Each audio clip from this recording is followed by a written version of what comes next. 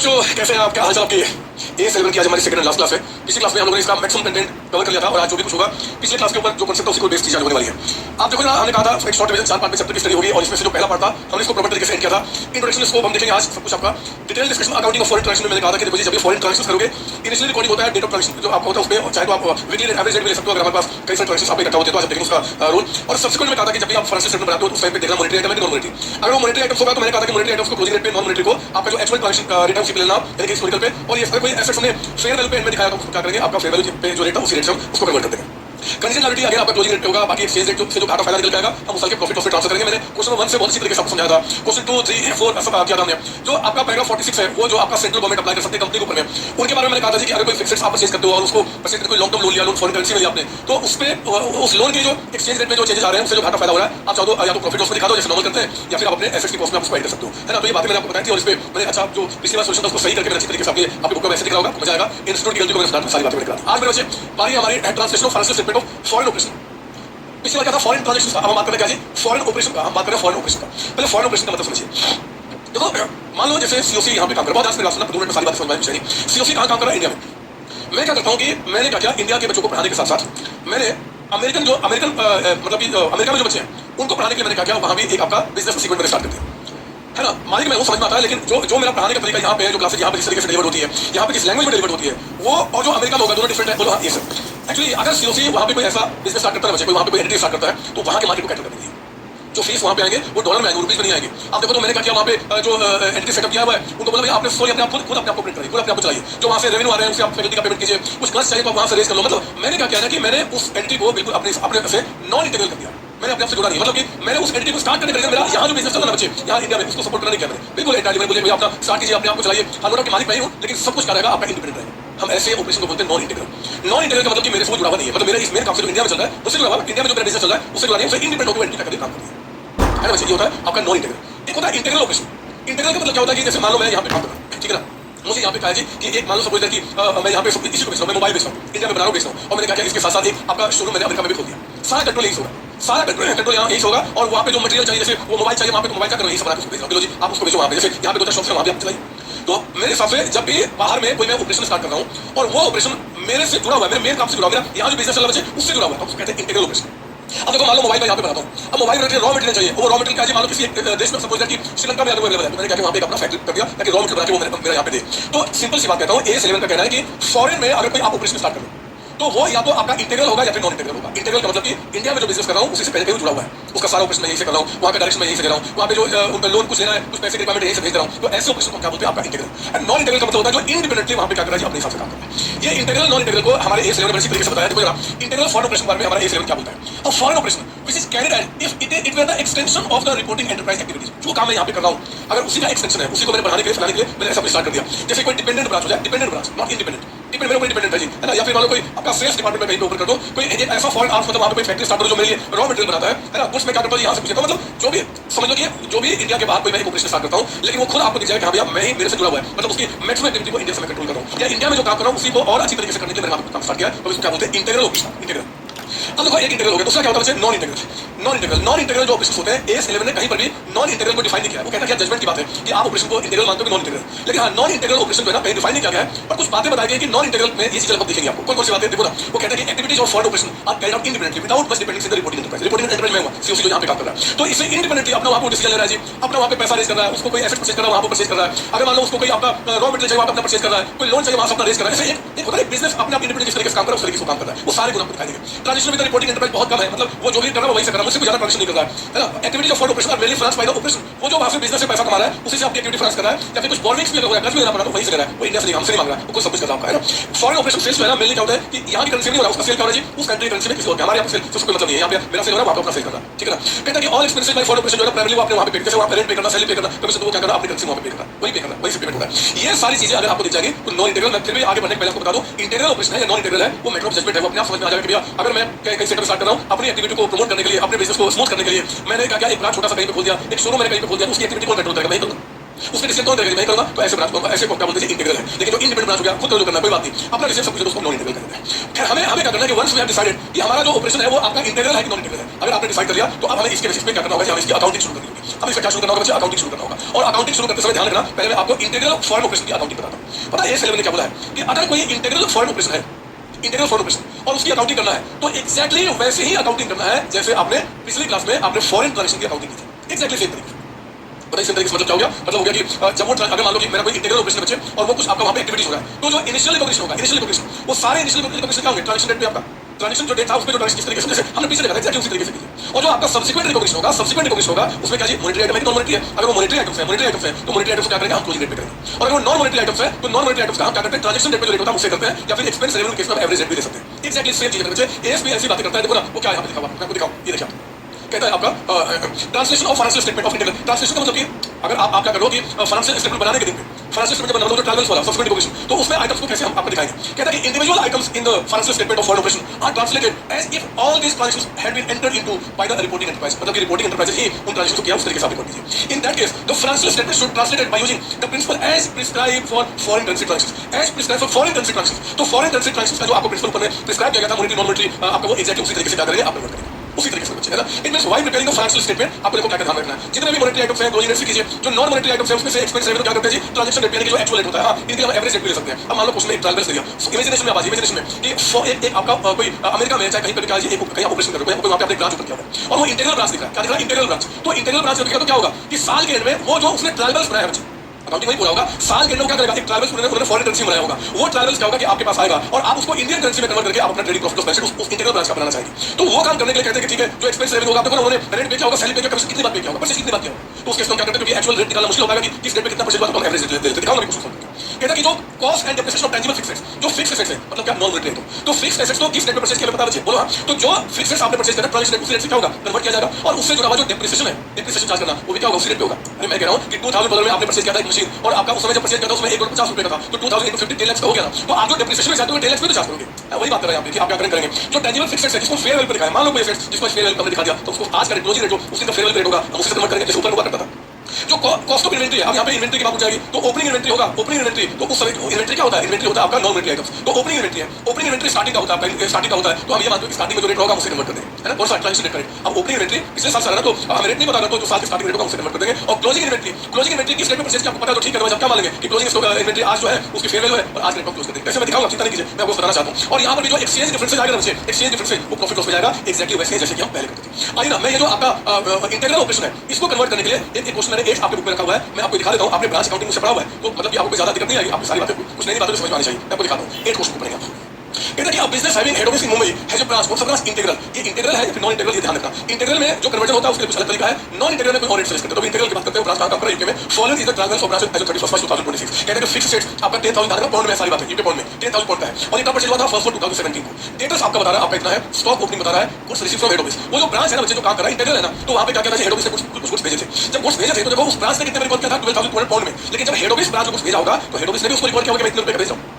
Branch आपने अगर head office और मान लो ब्रांच मेरा यूके में काम कर रहा है तो जब मैं गुड्स यहाँ से ब्रांच को भेजूंगा तो ब्रांच क्या करेगा? ब्रांच उसको रिकॉर्ड करेगा अपने यूके पाउंड में और मैं उसको रुपीस में। तो उसका मैंने बता दिया कि जो गुड्स ब्रांच के पास गया था ना वो इंडियन करेंसी में कितने उसमें रिकॉर्ड हुआ था 8 लाख। एक्चुअल आपको पता है तो ठीक है। ये क्या होता है? ये आपके सभी नॉन मॉनेटरी आइटम्स, इसका मतलब कोई रिसीवेबल नहीं है तो उसको वो जो अमाउंट आपका होगा वो कितने का एक्चुअल रिकॉर्ड होगा। सेल्स आपका बता रहा है, परचेज है, wages, salary, cash, remittance to head office, जो पैसा हमने हेड ऑफिस को रेमिट कर दिया है वो कितना पैसा बता रहा है? इतना अमाउंट आपका। और ये जो रेमिटेंस क्या था हेड ऑफिस बुक में कितने रिकॉर्ड हुआ? इतने पे, ठीक है। हेड ऑफिस अकाउंट आपका इतना है, हेड ऑफिस बुक में इतने रिकॉर्ड हुआ था, क्रेडिटर्स आपका इतना है। फिर नीचे कहता है कि क्लोजिंग स्टॉक एट ब्रांच 1400 आपका बॉन्ड का है, डेप्रिसिएशन 10% चार्ज करना है जो फिक्स्ड पे, prepaid trial balance after conversion into Indian, इसको इंडियन रुपीस में कन्वर्ट करना जो आपके साथ करूंगा। एक्सचेंज रेट आपको देखो 1 4 2017 जब हमने एसेट परचेज किया था तब का बता रहा है। इस साल के स्टार्टिंग का रेट इतना है, साल के एंड का रेट और एवरेज रेट आपको दिया हुआ है। अगर उसमें एवरेज रेट नहीं देता ना तो क्या करते हैं? जो opening plus closing divided by 2 वो 66 भी आ सकता है, 65 भी आ सकता है, जो भी है, ठीक है ना। अगर ना दे तो ऐसे निकालेगा, अगर दिया रहेगा तो वही जो कुछ बताएगा। एवरेज मतलब generally opening plus closing divided 2 नहीं होता है, मतलब जो रेट लगभग हमेशा पूरे साल मेंटेन रहा। लेकिन ना बताए तो क्या करते हैं? ओपनिंग प्लस क्लोजिंग डिवाइडेड 2, ठीक है ना। हम इसको इंडियन करेंसी में कन्वर्ट करूंगा। आइए आप भी मेरे साथ स्टार्ट करेंगे। लिखिए मेरे साथ यहाँ पे, लिखेंगे सॉल्यूशन कर रहे हैं आप क्वेश्चन नंबर 8 का। आप सॉल्यूशन कर रहे हैं क्वेश्चन नंबर 8 का, सॉल्यूशन कर रहे हैं आप क्वेश्चन नंबर 8 का, ठीक है ना। और इसको हम क्या करने वाले थोड़ा छोटा कर दूंगी। देखिए आप यहाँ पे conversion of trial balance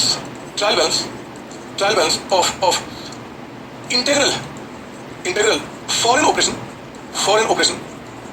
integral foreign operation, conversion of trial balance of integral for operation into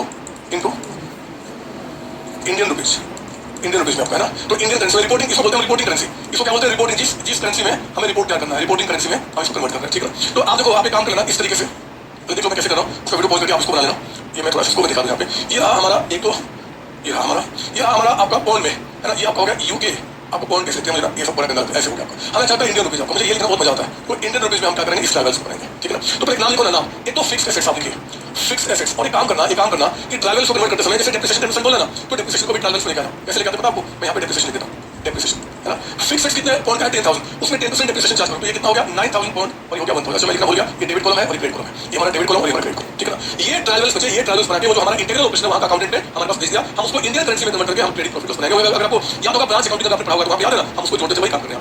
तो फिक्स एसेट्स है, फिर आपका यहाँ पे उसका डेप्रिसिएशन लिखा, क्या नाम है, डेटर्स, मैंने यहाँ लिखा है डेटर्स आपका, ठीक है ना। और क्या है, ओपनिंग स्टॉक, ये हमारा ओपनिंग स्टॉक लिखेंगे आप, ओपनिंग स्टॉक। एक काम करोगे तो कल आप भूल ना जाए, इसलिए मैंने कहा था कि आप लिखना नहीं, मैं थोड़ा इसको और चेंज करता हूँ, एग्जाम में कोई दिक्कत नहीं है, लेकिन आप भूलो नहीं, मतलब कोई दिक्कत ना हो, इसलिए थोड़ा सा एक कॉलम यहाँ पे और लगा देता हूँ, एक कॉलम आपका, और फिर रहा हमारा डेबिट क्रेडिट।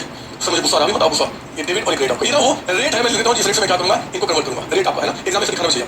तो ओपनिंग स्टॉक हो गया, और बताइए क्या है, goods received from head office, देखिए यहाँ पे goods received from head office, आपका हेड ऑफिस हो गया। और बताइए क्या है, सेल्स, तो सेल्स आप लिखिए, सेल्स के बाद परचेजेस को आप लिखिए यहाँ पे, परचेजेस को आप लिखिए, फिर आप लिखिए वेजेस, यहाँ पे वेजेस, उसका बताइए क्या है, सैलरीज, सैलरी हमें लिखिए आप यहाँ पे, वेजेस हो गया, सैलरीज हो गया, कैश हमने यहाँ लिखा, फिर आपका remittance to head office, remittance to head office, मतलब कि जो पैसा इस तरह से हेड ऑफिस को दिया होगा, हेड ऑफिस अकाउंट, फिर आपका यहाँ पे हेड ऑफिस अकाउंट, ठीक है। और फिर आपका यहाँ पे क्रेडिटर्स, एक बार चेक करो मैं, 1 2 3 4 5 6 7 8 9 10 11 12 13 नाम यहाँ कितने हैं, 1 2 3 4 5 6 7 8 9 10 11 12 और डेप्रिसिएशन, ठीक है। तो आप मुझे बताओ कितना है, डेटर्स आपका कहता है कि 3200, लिखो ना, जो डेबिट कहता है डेबिट लिखेंगे 3200, फिर आप आइए ओपनिंग स्टॉक कहता है कि 800, यहाँ लिखेंगे 800, उसके बाद आइए goods received from head office 12,200, ये डेबिट में ना, ये इनका एक्सपेंस है 12,200 का, ठीक है ना। फिर आपका सेल्स इन्होंने किया है, सेल्स क्या है 40,000 पाउंड का, फिर इसका परचेज आपका 20,000 है, परचेज आपका 20,000 है, वेजेस आपका 2,000 है, वेजेस हमारा यहाँ पे 2,000 है, फिर कहता है कि सैलरी 2400, सैलरी आपका 2400 है, उसके बाद कैश कहता है कि 6400, कैश हमारा 6400 है, ये सब बाहर में है सारे पॉइंट में आपके। फिर कहता है कि रेमिटेंस 5800, रेमिटेंस आपका 5800, ठीक है, रेमिटेंस आपका, रेमिटेंस टू हेड ऑफिस, ठीक है, रेमिट क्या है इतना, फिर आपका कहता है हेड ऑफिस आपका 14,800, यहाँ लिखिए 14,800, और कहता है क्रेडिटर्स हमारे 8,000 पॉइंट के, 8,000 पॉइंट। तो आप देखो ये यहाँ पे आपस में टैली करना होगा, ये कितना 62,800 एंड 62,800, ये आपको यहाँ पे आ रही होंगे, ये पहले से आपका ट्रांसफर करना है, ठीक है ना। अब हमें क्या करना है, इंडियन में कन्वर्ट करना है, बिल्कुल आपने जो सब्सिक्वेंट रिकॉग्निशन किया था, देखो ये हिस्टोरिकल एसेट्स है, या मैं अगर आप लिख दो एग्जाम में मत लिखना, मैं लिख रहा हूं यहाँ पे, ये हमारा क्या जी फिक्स एसेट्स क्या है, मॉनेटरी या नॉन मॉनेटरी, नॉन मॉनेटरी, ये नॉन मॉनेटरी, एग्जाम में लिखना, ये नॉन मॉनेटरी आपका हो गया, डेटर्स हमारे मॉनेटरी हो गए, ओपनिंग स्टॉक, स्टॉक है नॉन मॉनेटरी हो गया, गुड्स रिसीव्ड उनके एक्सपेंस है नॉन मॉनेटरी हो गया, non monetary, sales non monetary हो गया, परचेज नॉन मॉनेटरी हो गया, वेजेस नॉन मॉनेटरी हो गया, सैलरी आपका नॉन मॉनेटरी हो गया, कैश बाहर की कंट्री में, बाहर की कंट्री में जो कैश बचे वो हमें क्या देखना होगा, उसका रिसीवेबल बैलेंस कितना है, तो ये मॉनेटरी हो गया, मैंने कहा था कैश जो होगा वो रेमिटेंस टू हेड ऑफिस, जो हमने रेमिट कर दिया, तो रेमिट कर दिया आपका वो नॉन मॉनेटरी हो चुका है, ये सब एक्चुअल में लेना होगा एक्चुअली। हेड ऑफिस से जो आपका लिखा है कितना में देना है, ये देना नहीं होगा, मतलब ये कोई बाहर वालों से जब पेबल रिसीवेबल होता है हम उसको बोलते हैं मॉनेटरी आइटम आपका, बाहर वालों से, ये तो बाहर वाले थोड़ी, तो मैं खुद ही तो मैं क्या करूंगा, इसको भी नॉन मॉनेटरी यानी कि आपका एक्चुअल पेमेंट होगा, ये हमारा क्या हो गया, आपका मॉनेटरी हो गया। ये जो लिखा मैंने सिर्फ आपके एग्जाम में लिखना, ठीक है ना। तो सिंपली जो भी इस दिन पे कोई पेबल या रिसीवेबल है टू आउटसाइडर्स, या फिर जो बाहर में कैश या बैंक में पैसा पड़ा है उसको मॉनेटरी कहेंगे, बाकी सबको नॉन मॉनेटरी, है ना। नॉन मॉनेटरी में हम क्या करते हैं जी, सबको एक्चुअल पे कन्वर्ट करेंगे, लेकिन एक्चुअल में मान लो कि कोई ऐसा चीज है जिसका एक्चुअल नहीं पता चल पा रहा आपका, तो क्या करेंगे उसका एवरेज दे देंगे, ये करते बोला ये सब। तो फिक्स्ड 17 को परचेज करते हो तो रेट का 61, तो इसका कन्वर्जन क्या होगा 61 रेट से आपका होगा, डेप्रिसिएशन भी उसी में चार्ज होगा 61 रेट से आपका होगा। तो डेटा हमारा मॉनेटरी क्लोजिंग रेट कितना आपका, क्लोजिंग रेट आपका कितना बता रहा है 67, तो आप यहां पे क्लोजिंग यानी कि 67 रेट से। ओपनिंग स्टॉक, अब देखो opening stock non monetary transaction rate, तो ट्रांजैक्शन रेट क्या है, ओपनिंग स्टॉक का ओपनिंग होगा स्टार्टिंग में, और स्टार्टिंग रेट आपको दिया हुआ है कितना दिया हुआ है, ये देखिए आपका 63, तो क्या करेंगे 63 लेंगे, ट्रांजैक्शन लेते हैं हम आपका, ये मानते हैं कि ओपनिंग में ट्रांजैक्शन हुआ उस पे करेंगे। Goods received from head office, ये हम क्या करेंगे जी, हमें यहाँ पे एक्चुअल यहाँ पे पता होता है, एक्चुअल लेते भी एक्चुअल रेट लेते हैं, और जो goods received from head office है उसका एक्चुअल हमें पता, तो क्या करेंगे उसको कन्वर्ट करेंगे, रेट का मतलब नहीं पता, क्योंकि इसका उस समय एंट्री हेड ऑफिस से भी क्या होगा कि इतने का ट्रांसफर करेंगे, छोटा छोटा एक इंटीग्रल में आपका डिफरेंस दिखता है। सेल्स हमारा जी आपका नॉन मॉनेटरी, तो आपका सेल्स का क्या करेंगे हम, सेल्स करेंगे ट्रांजैक्शन रेट, ट्रांजैक्शन रेट नहीं पता अगर आपको कि सेल किसी ने हुआ है, तो सेल 1000 टाइम्स आपका पूरे साल होता है, तो एवरेज ले लेंगे, और इसलिए मुझे एवरेज दिया हुआ है 66, मैं जानता हूं आपको सारी बातें समझ में आ रही है, तो 66 रेट से कन्वर्ट करेंगे। परचेज एवरेज लेंगे आप, है ना, कई बार होता है, तो आपने क्या किया 66 रेट से कर दिया। वेजेस हम क्या करेंगे 66, कई बार पे होता है, सैलरी हम क्या करेंगे 66 रेट से कर देंगे। कैश क्या होगा, ये कैश आपका रिसीवेबल है एंड में आपको, तो जो पैसा वहां पर उसके आस में जानना होगा क्लोजिंग रेट आपका, तो कैश के क्लोजिंग रेट कितना हो गया 67, तो कैश का हम क्या करेंगे 67 रेट से करेंगे आपका। Remittance to head office, remittance to head office का एक्चुअल पता है, जिसका एक्चुअल पता हम क्या करेंगे एक्चुअल ही तो लेंगे आपका, ठीक है ना। हेड ऑफिस से हमें कितना करना है, इसका हम क्या करेंगे एक्चुअल लेंगे आपका, एक्चुअल लेंगे आपका, तो ये किसी को एक्चुअली जनरली पेबल रिसीवेबल नहीं होता आपको। और फिर हमारा क्रेडिटर्स क्या होगा जी, क्लोजिंग क्लोजिंग करके कैसे होता है आपका 67, तो हमने 67 ले लिया। चलिए अब इस रेट से इनको कन्वर्ट कीजिए, कन्वर्ट कीजिए, तो आप जरा देखो ना यहाँ पे क्या होता है 9000 इनटू आपका 61, ये कितना हो गया 5,49,000, तो 5,49,000 हमने यहाँ, बस ध्यान रखना डेबिट जी डेबिट बना चाहिए, ये आ जाएगा 61,000 डेप्रिसिएशन। डेटा से बताओ 3200 है और आपका क्लोजिंग यानी कि 67, ये कितना हो गया, और 2,14,400 का अमाउंट आपका। ओपनिंग स्टॉक बताइए 800 इनटू आपका 63, ये आ गया 50,400, ये आ गया 50,400 का अमाउंट। ये जो आपका गुड्स फ्रॉम हेड ऑफिस उसका एक्चुअल हमें पता है, ये देखो गुड्स फ्रॉम हेड ऑफिस का 8,04,000, 8,04,000, तो आप क्या करेंगे इसको 8,04,000 में कन्वर्ट कीजिए, 8,04,000 का अमाउंट है ना एक्चुअल आपका। सेल्स हमारा क्या होगा, एक्चुअल नहीं पता तो हम एवरेज ले लेते 66, तो मुझे बताओ सेल्स का। तो 40,000 आपका पॉइंट है इंटू 66, ये 26,40,000 क्रेडिट मिल रहा है, 26,40,000 का अमाउंट। फिर देखो 20,000 इंटू 66, ये डेबिट में आ जाएगा आपका 13,20,000, तो यहाँ लिखा 13,20,000 का अमाउंट। समझ में बात ना। वेजेस आपका 2,000 है, 2,000 वेजेस आपका 2,000 इंटू आपका 66, तो 1,32,000 का अमाउंट। फिर आप बताइए सैलरी 2,400 इंटू आपका 66, ये आ गया आपका 1,58,400 का अमाउंट। यहाँ बताइए कैश हमारा तो 6,400 इंटू क्लोजिंग यानी कि 67, तो ये आ गया आपका 4,28,800 का अमाउंट। ये तो एक्चुअल जाएगा रेमिटेंस टू हेड ऑफिस, जो रेमिट क्या था 3,02,000, उसकी वैल्यू वहाँ पे 382, यहाँ लिख रहा है 382 का अमाउंट आपका। हेड ऑफिस का देखो हमारे बुक में 980 ऑलरेडी दिख रहा है, तो एक्चुअल लिखा जाएगा यानी कि 9,80,000 आपका। और फिर जो क्रेडिटर्स है, क्रेडिटर्स का क्लोजिंग रेट तो आपका $8,000 पॉइंट इंटू 67, या 536,000 ये निकल गया। अब आप क्या कीजिए, इसको क्लोज कीजिए और देखिए क्या दोनों साइड टैली कर रहा है, कंफर्म टैली नहीं करेगा, कुछ डिफरेंस आएगा, उस डिफरेंस को क्या लिखेंगे, फॉरेन एक्सचेंज डिफरेंस। और वो फॉरेन एक्सचेंज डिफरेंस कहाँ जाता है, प्रॉफिट लॉस अकाउंट, है ना। आइए तो आप बताओ 549,000 प्लस आपका 61,000 प्लस 214,400 प्लस 50,400, फिर आपका 8,04,000, फिर आपका 13,20,000, 132,000, 158,400, 428,800 एंड 382,000। इधर आगे बचे 41 लाख का अमाउंट, इधर आ गया 41 लाख का अमाउंट। देखता हूँ कितना है, उसके बाद लिखना, तो इधर तो मुझे 26 देखता हूँ 26,40,000 प्लस 9,80,000 और प्लस 536,000। इधर आ गया 41,56,000, ये बड़ा निकल गया, तो आप लिखना होगा 41,56,000। इस साइड भी कीजिए 41,56, इस साइड भी आप करेंगे 41,56 और डेबिट में 56,000 का एक डिफरेंस आ रहा है, इसको क्या बोलेंगे, foreign exchange difference, foreign exchange difference आपका। ये आ गया बैलेंसिंग फिगर और काम पूरा हो गया। ठीक है ना, इट्स वेरी सिंपल। आप इस बात को समझ गए होंगे कि बस इंटीग्रल में जो हम फॉरेन ट्रांजेक्शन में जो काम करते हैं एक्जैक्टली वही काम कर रहे हैं। हाँ, क्योंकि यहाँ पे आप एक ब्रांच हेड ऑफिस का निशान आ जाएगा, तो दो तीन हम जो हेड ऑफिस और ब्रांच के बीच में आपस हो रहा था उसको एक्चुअल कन्वर्ट करते हैं, बाकी सब कुछ वही आपका। और देखो नीचे में एक क्लोजिंग स्टॉक बता रहा है, क्लोजिंग स्टॉक आपका, तो आप नीचे में आपका वैल्यू ऑफ क्लोजिंग स्टॉक आपका। मुझे बताओ क्लोजिंग स्टॉक जो है वो कितने डॉलर का बता रहा है, कितने पॉइंट का बता रहा है, 1400। ये 1400 point multiplied by closing stock monetary है नॉन मॉनेटरी है, सर ये आपका नॉन मॉनेटरी है, तो कौन सा रेट लेंगे ट्रांजेक्शन का, ट्रांजेक्शन रेट नहीं पता चला आपको, नहीं पता चलता है कई सारे आपके, तो हम क्या करेंगे, तो ध्यान रखना ये मानते हुए आपका कि क्लोजिंग स्टॉक का वैल्यू क्या होगा, इसके फेयर वैल्यू है ना, कॉस्ट प्राइस और एनआरपी एवरेज लोअर, तो ये मानते हैं कि क्लोजिंग स्टॉक का हमेशा वैल्यू करते हैं फेयर वैल्यू पे, इसलिए आज का मतलब क्लोजिंग रेट को लेकर आपको कन्वर्ट करना होगा। क्लोजिंग का मतलब क्या हो गया जी 67, आपको उन्होंने बोला मैं बता दूंगा 67, मुझे बताओ कितना निकल क्या गया, तो 1400 इंटू आपका 67 ये आ गया 93,800 का। क्लोजिंग स्टॉक हम ट्रांजैक्शन कभी करने आते हैं ना, देखा स्टार्टिंग से हमेशा बाहर रखना है, तो बाहर कन्वर्ट करके देंगे। अब अगर हम इसका ट्रेडिंग प्रॉफिट और बैलेंस शीट बनाना लेंगे, इस फॉरेन ऑपरेशन कैसे बनाते हैं, आप ब्रांच अकाउंटिंग को बनाओगे, ठीक है ना, कोई बड़ी बात नहीं, मैंने आपको यहाँ बता दिया, बस वही ना, ये आप पहले कॉपी कर लो, उसके बाद मैं इसके बारे में डिटेल दिखाता हूँ कि इसमें क्या करना है, इसको भी कर लीजिए पहले, कॉपी करो सर, हो गया ठीक है। अभी देखो फिर यही बातें मेरे बच्चे अगर पढ़ेंगे यहाँ पे तो सारी बातें यहाँ पे दिखाई देगा। वही एक्सपेंस रेवेन्यू को हम क्या करेंगे, एक्चुअल रेट पे या फिर एवरेज ले सकते हैं, कॉस्ट और उसके डेप्रिसिएशन को क्या करेंगे, जो ट्रांजेक्शन था उसी पे हम करेंगे, एनुअल फिक्सेड जो फेयर वैल्यू पे दिखाया जाएगा। जैसे कि कोई भी आपका मान लो कोई मशीन है जिसको हमने रिवैल्यू किया है ना, इसने रिवैल्यू करना तो रिवैल्यू किया तो हम उसकी आज वैल्यू दिखाएंगे, जो भी आपका होगा। कॉस्ट ऑफ इन्वेंटरी को हम करते हैं जिस पे translated that existed when the inventory was incurred and realisable value is translated applying the जो रियलाइजेबल वैल्यू आपका। मान लो कभी इन्वेंटरी का कहते हैं आप खुद वैल्यू कर दीजिए, तो ये इन्वेंटरी का बोलता है कि कॉस्ट जो है इतना पॉइंट है और जो उसका एनआरवी है वो इतना पॉइंट है, तो वैसे जब वो उसको वैल्यू करने के लिए आप जब देखेंगे तो कॉस्ट को कन्वर्ट करेंगे ट्रांजेक्शन रेट पे जो रेट होगा उसको बताएगा उस केस में, और एनआरवी का जो कन्वर्जन होगा क्या होगा जी उसके आपका ये आज के रेट पे आपका जो क्लोजिंग रेट होगा, फिर जो दोनों में से लोअर होगा उसको क्या करेंगे दिखा देंगे। बट क्योंकि क्लोजिंग स्टॉक के बारे में कुछ नहीं पता तो मानते हैं कि क्लोजिंग स्टॉक आज के स्टॉक से निकला होगा या फिर आज हम उसको वैल्यू किया तो क्लोजिंग करते हैं, है ना। फिर आपका एक्सचेंज डिफरेंस आएगा वो क्या होगा, प्रॉफिट लॉस में चला जाएगा। एक्सचेंज डिफरेंस आने से फिर ना कुछ टैक्स पे इंपैक्ट होता है, वो AS22 यानी कि हम AS22 पर तब देखेंगे, इसमें कोई एग्जाम में आपको कुछ आएगा नहीं, बस आपको बता दिया है ना, उसको आपको पता है। एक क्वेश्चन मैंने करा दिया। अब हम आगे नॉन इंटीग्रल फॉर्म्स, अभी किसके बारे में बात करें, इंटीग्रल के बारे में। ध्यान सुनिए, मान लीजिए कोई एक बाहर में हमारा ऑपरेशन है जो कि नॉन इंटीग्रल है, इंडिपेंडेंटली वो काम कर रहा है, फिर भी हमारे देश में क्या होता है, रिक्वायरमेंट होती है कि कोई अगर इंडिपेंडेंटली कोई आपका फॉरेन ऑपरेशन में अगर कोई आपका काम हो रहा है तो उसके फाइनेंशियल स्टेटमेंट को रिपोर्टिंग कंपनी को यानी कि मुझे बनाना पड़ता है। अगर मैं यानी कि मेरा सीओसी जो इंडिया में बिजनेस कर रहा है और पैरेलल बेसिस पे मैंने क्या किया, एक नॉन इंटीग्रल तो यहाँ से जुड़ा नहीं है, मैंने एक सेटअप अमेरिका में स्टार्ट किया, तो अमेरिका में मेरा बिजनेस क्या चल रहा है कैसे चल रहा है मुझे अपने साथ दिखाना पड़ता है, हमारे कंट्री की रिक्वायरमेंट है, तो मेरे को पता फिर क्या है वो नॉन इंटीग्रल ऑपरेशन का भी ट्रायल सभी इंडियन करेंसी में कन्वर्ट करना पड़ेगा और उसके हिसाब से फिर आगे फाइनेंशियल बनाना पड़ेगा। तो जो नॉन इंटीग्रल का कन्वर्ट होगा तो उसमें क्या फर्क होता है मैं आपको बता देता हूँ, सुन लीजिए ध्यान से। यहाँ देखिए मैंने आपको कहाँ चला गया आपका, मैंने कहीं लिखा, ये तो आपको नॉन इंटीग्रल का बता दें क्या क्या उसके फीचर्स दिखाई देंगे, शॉर्ट आ सकता है, ये लीजिए ट्रांसलेशन आपका।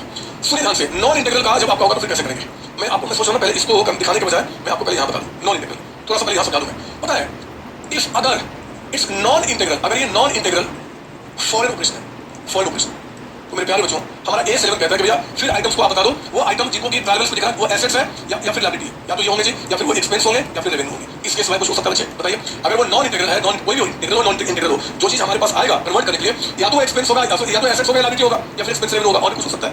ये होता है एसेट्स लायबिलिटी कहां जाते हैं, बैलेंस शीट का आइटम होता है, ये कहां ट्रेडिंग प्रॉफिट होता है। सुनिए ध्यान से, इनको कहा गया जितने भी ऑल यहाँ क्या लिखा हमने ऑल जितने भी एसेट्स लायबिलिटी होंगे जितने भी सबको आपको कन्वर्ट करना है क्लोजिंग रेट पे, लो सबको क्लोजिंग रेट पे। अब वो मॉनेटरी आइटम्स है नॉन मॉनेटरी फर्क नहीं पड़ता, ये सारी बातें आपके एमसीक्यू के लिए इंपॉर्टेंट है। If it's a non-integral operation and you have to convert monetary items, then which rate should be applied आपका ओपनिंग क्लोजिंग क्या भैया हम तो कहते हैं कि नॉन इंटीग्रल में जितने भी एसेट्स लायबिलिटी होंगे, करंट एसेट्स है, लॉन्ग टर्म एसेट्स है, करंट लायबिलिटी है, लॉन्ग टर्म लायबिलिटी है, जितने भी होंगे सबका कन्वर्जन किस रेट से होगा, क्लोजिंग रेट से। सबका कन्वर्जन एसेट्स है, कब परचेज किया था, कुछ फर्क नहीं पड़ता, सबको क्लोजिंग रेट से। और जो एक्सपेंस रेवेन्यू होगा ना बच्चे, उसके लिए क्या हिस्टोरिकल रेट मतलब कि एक्चुअल रेट। अगर एक्चुअल रेट नहीं पता तो हम क्या करेंगे, एवरेज रेट यहाँ पे अप्लाई कर सकते हैं। लो बस इतनी सी बात है, ये तो और भी सिंपल है। एग्जाम में सबसे मुझे लगता है कि या तो शॉर्ट नोट्स आएगा या फिर क्या होगा, एक दो नंबर की एमसीक्यू आपको करेंगे, है ना। तो ये आपको ध्यान रखना होगा, इन बातों को मैंने पहले तरीके से आपको बताया हुआ है, आप एक बार देख लीजिए यहाँ पे। Translation of accounts of non integral कहता है कि बैलेंस शीट आइटम, सुनो मेरी बात, बैलेंस शीट आइटम का मतलब क्या होगा, जितने भी आइटम्स आपके बैलेंस शीट में होता है, मतलब सारे एसेट्स लायबिलिटी, चाहे मॉनेटरी हो चाहे नॉन मॉनेटरी हो, सबको क्या करेंगे, क्लोजिंग रेट पे कन्वर्ट करेंगे। ठीक है ना, पता है समझने को बोला है, क्योंकि जो ऑपरेशन आपका नॉन इंटीग्रल है उसका क्या पेबल है, क्या रिसीवेबल है, कितने एसेट्स हैं, उसका मतलब ही नहीं है। आप बस इसलिए जानना चाहते हो भैया पोजीशन हमारा कैसा है, हम कितने साउंड है, तो सारे एसेट्स को आज की वैल्यू पे कन्वर्ट करते हैं। हाँ, जितने भी एक्सपेंस रेवेन्यू होंगे बच्चे, वो क्या होगा, हमेशा आपका एक्चुअल रेट पाएगा। अगर एक्चुअल नहीं पता तो क्या करेंगे, एवरेज को ले सकते हैं। ठीक है, दूसरा डिफरेंस सुनिए मेरी बात, जब वो इंटीग्रल था तो इंटीग्रल में जो हम ट्रायल बैलेंस बनाए थे और उस ट्रायल बैलेंस में जब हमारे पास डिफरेंस हो जाएगा तो हमने कहा ट्रांसफर किया था फॉरेन एक्सचेंज डिफरेंस में, और ये कहा जाता है बच्चे ट्रेडिंग प्रॉफिट लॉस अकाउंट में, प्रॉफिट लॉस हो जाता है ना। बोलो ये सब, लेकिन ध्यान सुनो, अगर वो नॉन इंटीग्रल है, अगर वो नॉन इंटीग्रल है और फिर जो यहाँ पे बैलेंस फिगर आएगा वो फॉरेन एक्सचेंज डिफरेंस नहीं बचे, हम उसको बोलते हैं फॉरेन एक्सचेंज रिजर्व। क्या बोलते हैं, foreign exchange reserve, foreign exchange fluctuation reserve, reserve आपको ऐड करना पड़ेगा, वो रिजर्व है और रिजर्व हम प्रॉफिट उसमें ट्रांसफर नहीं करेंगे, डायरेक्टली बैलेंस शीट में जाएगा, डायरेक्टली बैलेंस शीट में जब उसको हम कन्वर्ट करके बैलेंस शीट बनाएंगे। देखिए आपका यहाँ पे कहता है, यहाँ पे नॉन इंटीग्रल में भैया रिजल्टिंग एक्सचेंज रेट जो होगा वो क्या होगा, foreign currency translation reserve account में जाएगा और ये आपके बैलेंस शीट में बना रहेगा। It will not be transfer to profit loss, कब तक, जब तक इस नॉन इंटीग्रल ऑपरेशन को आप डिस्पोज ऑफ ना करते, मतलब बेच ना दें, उस ऑपरेशन को बेच दिया तब तो ये जो है फिर आप प्रॉफिट लॉस में ट्रांसफर कर देंगे, लेकिन जब तक वो नहीं बिकेगा हमारे बैलेंस शीट में दिखेगा। अगेन आपके एमसीक्यू के लिए क्वेश्चन कि बताओ नॉन इंटीग्रल ऑपरेशन में जो ट्रांसफर बनाते हैं does not tell where the amount is transfer, तो we transfer that amount to foreign currency translation reserve account. This amount will transfer. What will be the treatment of this foreign currency reserve account? Debited to profit, credited to profit, और transfer to balance sheet. Transfer to balance sheet. Balance sheet में जाएगा. Foreign अगर आपका loss आ रहा होगा, foreign से आपका मतलब बैलेंस शीट में आपका लॉस आ रहा होगा, तो क्या होगा जी, बैलेंस शीट कैसे चला जाएगा, और अगर रिजर्व यानी कि आपका फायदा होगा तो बैलेंस शीट के रिजर्व साइड, लेकिन ये प्रॉफिट लॉस नहीं जाएगा। कहने की बात आपका ये कुछ और बात है। जब नॉन इंटीग्रल कभी क्या होता है कि जैसे हम किसी को हमने एक्वायर किया, मतलब किसी बाहर कोई कंपनी को हमने परचेज कर लिया, कोई कंपनी मान लीजिए सीओसी यहाँ काम कर रहा है अमेरिका में है ना, वो क्या नाम है जो बदमाश टेस्ला कंपनी को मैंने क्या परचेज कर लिया, नॉन इंटीग्रल है, वो काम करता है, मेरा ही है ना, उसका नॉन इंटीग्रल हो गया। लेकिन टेस्ला कंपनी को जब परचेज करता हूं तो पहले फाइल में तब बताऊंगा कि एक्विजिशन के टाइम पे जब हम उसको एक्वायर करते तो ज्यादा कम पेमेंट किया तो गुडविल कैपिटल निकल जाता है। तो जो गुडविल कैपिटल निकल जाएगा परचेज पे हम उसको क्लोजिंग रेट पे कन्वर्ट करेंगे, सिर्फ थ्योरी के लिए आपको ध्यान रखना है और इसका कोई यूज नहीं है। जो गुडविल कैपिटल आएगा जब हम नॉन इंटीग्रल ऑपरेशन कभी परचेज किया होगा तो उसको क्या करते हैं, क्लोजिंग रेट से कन्वर्ट करते हैं। यहाँ लिखा क्लोजिंग रेट, अगर यहाँ पे वही कंसिडर क्लोजिंग रेट होगा टैक्स इफेक्ट इज 42 जो हम देखेंगे अगली क्लास में, ये भी रिलेवेंट है। तो मेनली मेरे से आपको समझना है इंटीग्रल है तो जैसे फॉरेन ट्रांजैक्शन का हमने पढ़ा था एक्जेक्टली वही चीज चल रहा है। अगर वो नॉन इंटीग्रल है तो सारे एसेट्स लायबिलिटी को क्लोजिंग रेट पे, एक्सपेंस रेवेन्यू को एक्चुअल या फिर एवरेज रेट, और मैं बहुत आपसे प्यार करता हूं इसके लिए मैंने क्वेश्चन आपके बना के रखा हुआ है, आप बुक में मेरे साथ इसको फिल कर लेंगे। चलिए देखिए, what would be the exchange rate of the translation of following items while translating the financial statement of foreign operation if these are part of no integral foreign operation. अगर वो नॉन इंटीग्रल तो क्या करेंगे बताइए, depreciation क्या करेंगे, expense है ना, एक्सपेंस है तो क्या करेंगे, यहाँ पे एवरेज रेट को ले लेंगे, average rate, salary wages average rate को ले लेंगे, ओपनिंग स्टॉक सबको हम क्या करेंगे, एवरेज रेट पे कन्वर्ट करेंगे, है ना। क्लोजिंग स्टॉक ये एसेट्स होता है, क्लोजिंग क्या होता है, एसेट्स होता है, तो क्या करेंगे, क्लोजिंग रेट पे कन्वर्ट करेंगे, क्लोजिंग रेट पे आपका डेटर्स क्या होता है, आपका क्लोजिंग रेट पे कन्वर्ट करेंगे, मॉनिटरी नोट मतलब फिक्स्ड क्या करेंगे, क्लोजिंग रेट पे कन्वर्ट करेंगे, कुछ भी हो जाए फर्क नहीं पड़ता, मत पढ़ना नहीं है। अकाउंट पेबल क्लोजिंग रेट पे लायबिलिटी आपका, provision for tax closing rate पे लायबिलिटी आपका, head office account closing rate पे पेमेंट करना है, बस इतनी सी बात है। आप इसको भी लीजिए, अपना मिस लिख लो यहाँ पे, अपने बुक में लिखो कौन से रेट पे कन्वर्ट हुआ आपका, जल्दी कीजिए। हाँ, एक चीज बता दूं यहाँ पे कि जैसे ओपनिंग रेट है तो एक तो हमारा एवरेज है, और अगर हमें एक्चुअल रेट पता है, एक्चुअल रेट यानी कि ओपनिंग रेट, तो ओपनिंग रेट भी आप अप्लाई कर सकते हैं, है ना, ओपनिंग रेट भी अप्लाई कर सकते हैं। ठीक है, अब मैं आगे बढ़ता हूँ और लेकर आता हूँ disposal of non integral operation. मेरे प्यारे बच्चों, मैंने आपको बोला था कि नॉन इंटीग्रल फॉरेन ऑपरेशन अगर है तो जब आप उसको इंडियन करेंसी में कन्वर्ट करते हैं तो there is a difference called foreign exchange translation reserve account. बोला था मैंने आपको, हाँ जी, कब तक वो रहेगा हमारे बैलेंस शीट में, कहते हैं कि जब तक कि आप उसको डिस्पोज ऑफ ना करते हैं, मतलब डिस्पोज ऑफ का मतलब होता है बेच देना। अगर हमने नॉन इंटीग्रल फॉरेन ऑपरेशन को सेल आउट कर दिया या उसको बंद कर दिया वहां पे, तो उस केस में बच्चे अब जो बैलेंस शीट में फॉरेन करेंसी ट्रांसलेशन रिजर्व दिखा रहा आप दिखना बंद हो जाएगा, तो फिर जाएगा कहाँ, कहते हैं कि हम क्या करेंगे, उसको उस साल के प्रॉफिट लॉस में ट्रांसफर करेंगे। समझ में बात ना। तो जैसे इंटीग्रल में क्या होता था कि जिस साल जो रिजर्व आया उस साल का प्रॉफिट लॉस में ट्रांसफर कर दिया, नॉन इंटीग्रल में सही रहेगा, वो फॉरेन करेंसी ट्रांसलेशन रिजर्व के नाम पे रहेगा। जब वो आपका डिस्पोज ऑफ किया जाएगा तब उसको क्या करेंगे, उस साल के प्रॉफिट लॉस में ट्रांसफर करेंगे। ये भी आपके लिए एमसीक्यू के लिए इंपॉर्टेंट है, एमसीक्यू के लिए आपको, ठीक है ना। तो non integral foreign operation is dispose off fully और पार्शियली, अगर फुल्ली डिस्पोज ऑफ कर दिया तो क्या करेंगे कि पूरा पूरा ट्रांसफर करेंगे प्रॉफिट लॉस में। अगर पार्शियली डिस्पोज ऑफ किया मतलब आपने 60% ऑपरेशन बेच दिया तो 60% जो भी परसेंटेज बेचेंगे उतना हम रिजर्व को क्या करेंगे, प्रॉफिट लॉस में ट्रांसफर कर देंगे, और जो नहीं बिका उसके नाम का बैलेंस शीट को बना रहेगा। ये इसका मतलब निकल के आता है। मैं अब इससे आगे निकल के आपको इंपॉर्टेंट एक और भी कांसेप्ट वहां लेकर आना चाहता हूं, accounting treatment when there is a change in classification from non integral to non integral या फिर non integral to integral. Sir ये क्या है, ठीक से बताओ। एक तो आपके थ्योरी के लिए बहुत इंपॉर्टेंट है और अगेन आपके कभी एमसीक्यू के लिए इंपॉर्टेंट बन सकता है। बहुत ध्यान से मेरी बात सुनेंगे, 2 मिनट बात समझ में आ जाएगी मेरे प्यारे बच्चों। पता है, मान लो कोई आपका ऑपरेशन फॉरेन ऑपरेशन जो आज से पहले क्या था जी, इंटीग्रल था और अब वो नॉन इंटीग्रल हो जाएगा। पहले क्या था, इंटीग्रल, और वो नॉन इंटीग्रल हो जाएगा। तो जब तक वो इंटीग्रल था हम इंटीग्रल उसको क्या करते थे, कन्वर्ट करते थे इंडियन करेंसी में। अगर वो नॉन इंटीग्रल हो जाएगा तो एक तो पहले क्या इफेक्ट होगा हमें वो समझना पड़ेगा, कहां चेंजेस निकल के आ रहे हैं, और उस चेंज के चलते जो इफेक्ट है मतलब मैं बताना चाहता हूं। आप एक काम करो ना, आपका कहीं पर भी ना आप अपने बुक में चाहे बुक में ज्यादा चलेगा, जगह मिल जाएगी, आपको ऐसा पेपर सुन लो, फिर जगह कितना चाहिए उसके हिसाब से ताकि हमेशा याद रखें। पता है, मैं आपको दिखा रहा हूं कि जितने भी आपके आइटम्स जो कन्वर्ट होते हैं या तो एसेट्स होते हैं या फिर लायबिलिटी होते हैं। इन सारे एसेट्स लायबिलिटी को बच्चे हम लोगों ने क्या किया था, 2 पार्ट में डिवाइड किया था। या तो वो आपके मॉनेटरी आइटम्स थे, मॉनेटरी आइटम्स, या फिर वो क्या हुआ करते थे आपका non monetary items, non monetary items. बस सुन लो ध्यान से, मैं आपकी बहुत प्यारी बात सिंपल शब्द में बताना चाहता हूं। या फिर जो आइटम क्लासिफाई हो रहे हैं वो हमारे एक्सपेंस रहे होंगे या फिर रेवेन्यू रहे होंगे, और आप जानते हैं कि एक्सपेंस रेवेन्यू को हम हमेशा क्या बोलते हैं, नॉन मॉनेटरी आइटम्स, है ना, नॉन मॉनेटरी आइटम्स। मुझे बताओ कि पहले हमारा क्या था, ऑपरेशन इंटीग्रल था। पहले क्या था जी, इंटीग्रल था। तो जब वो इंटीग्रल था तो आप मुझे बताइए कि एज इंटीग्रल जो मॉनेटरी आइटम्स थे हम उसको कैसे कन्वर्ट करते थे। सर मॉनेटरी आइटम्स को हम करते थे आपका क्लोजिंग रेट पे, क्लोजिंग रेट पे, बोलो हाँ ये सर। अच्छा मुझे बताइए कि नॉन मॉनेटरी आइटम्स से उसको कैसे कन्वर्ट करते थे हम लोग। तो नॉन मॉनेटरी आइटम करते थे आपका ट्रांजैक्शन रेट यानी कि हिस्टोरिकल रेट से। हिस्टोरिकल रेट, स्पॉट रेट कुछ भी करें, या एवरेज रेट आपका ना हो, ये ना बचे। और जो ये एक्सपेंस रेवेन्यू चाहिए भी का आपका हिस्टोरिकल या फिर एवरेज रेट, इसलिए एवरेज नहीं था, एवरेज के लिए उनका तो पता रहता है, तो यहाँ पे हमारा हिस्टोरिकल या फिर एवरेज रेट ये था बच्चे, बोलो हाँ ये सब। तो अभी तक हम इसको ऐसे कन्वर्ट क्या करते थे, और फिर जो डिफरेंस आता था हम उसको फॉरेन करेंसी ट्रांसलेशन आपका सॉरी फॉरेन करेंसी डिफरेंस कहा करते थे, और उसको साल का प्रॉफिट लॉस ट्रांसफर क्या करते थे, अभी तक है ना, अभी तक आपका अभी तक होता था बच्चे। लेकिन जैसे ही इंटीग्रल को अब हम लोगों ने क्या किया, नॉन इंटीग्रल डिक्लेयर कर दिया।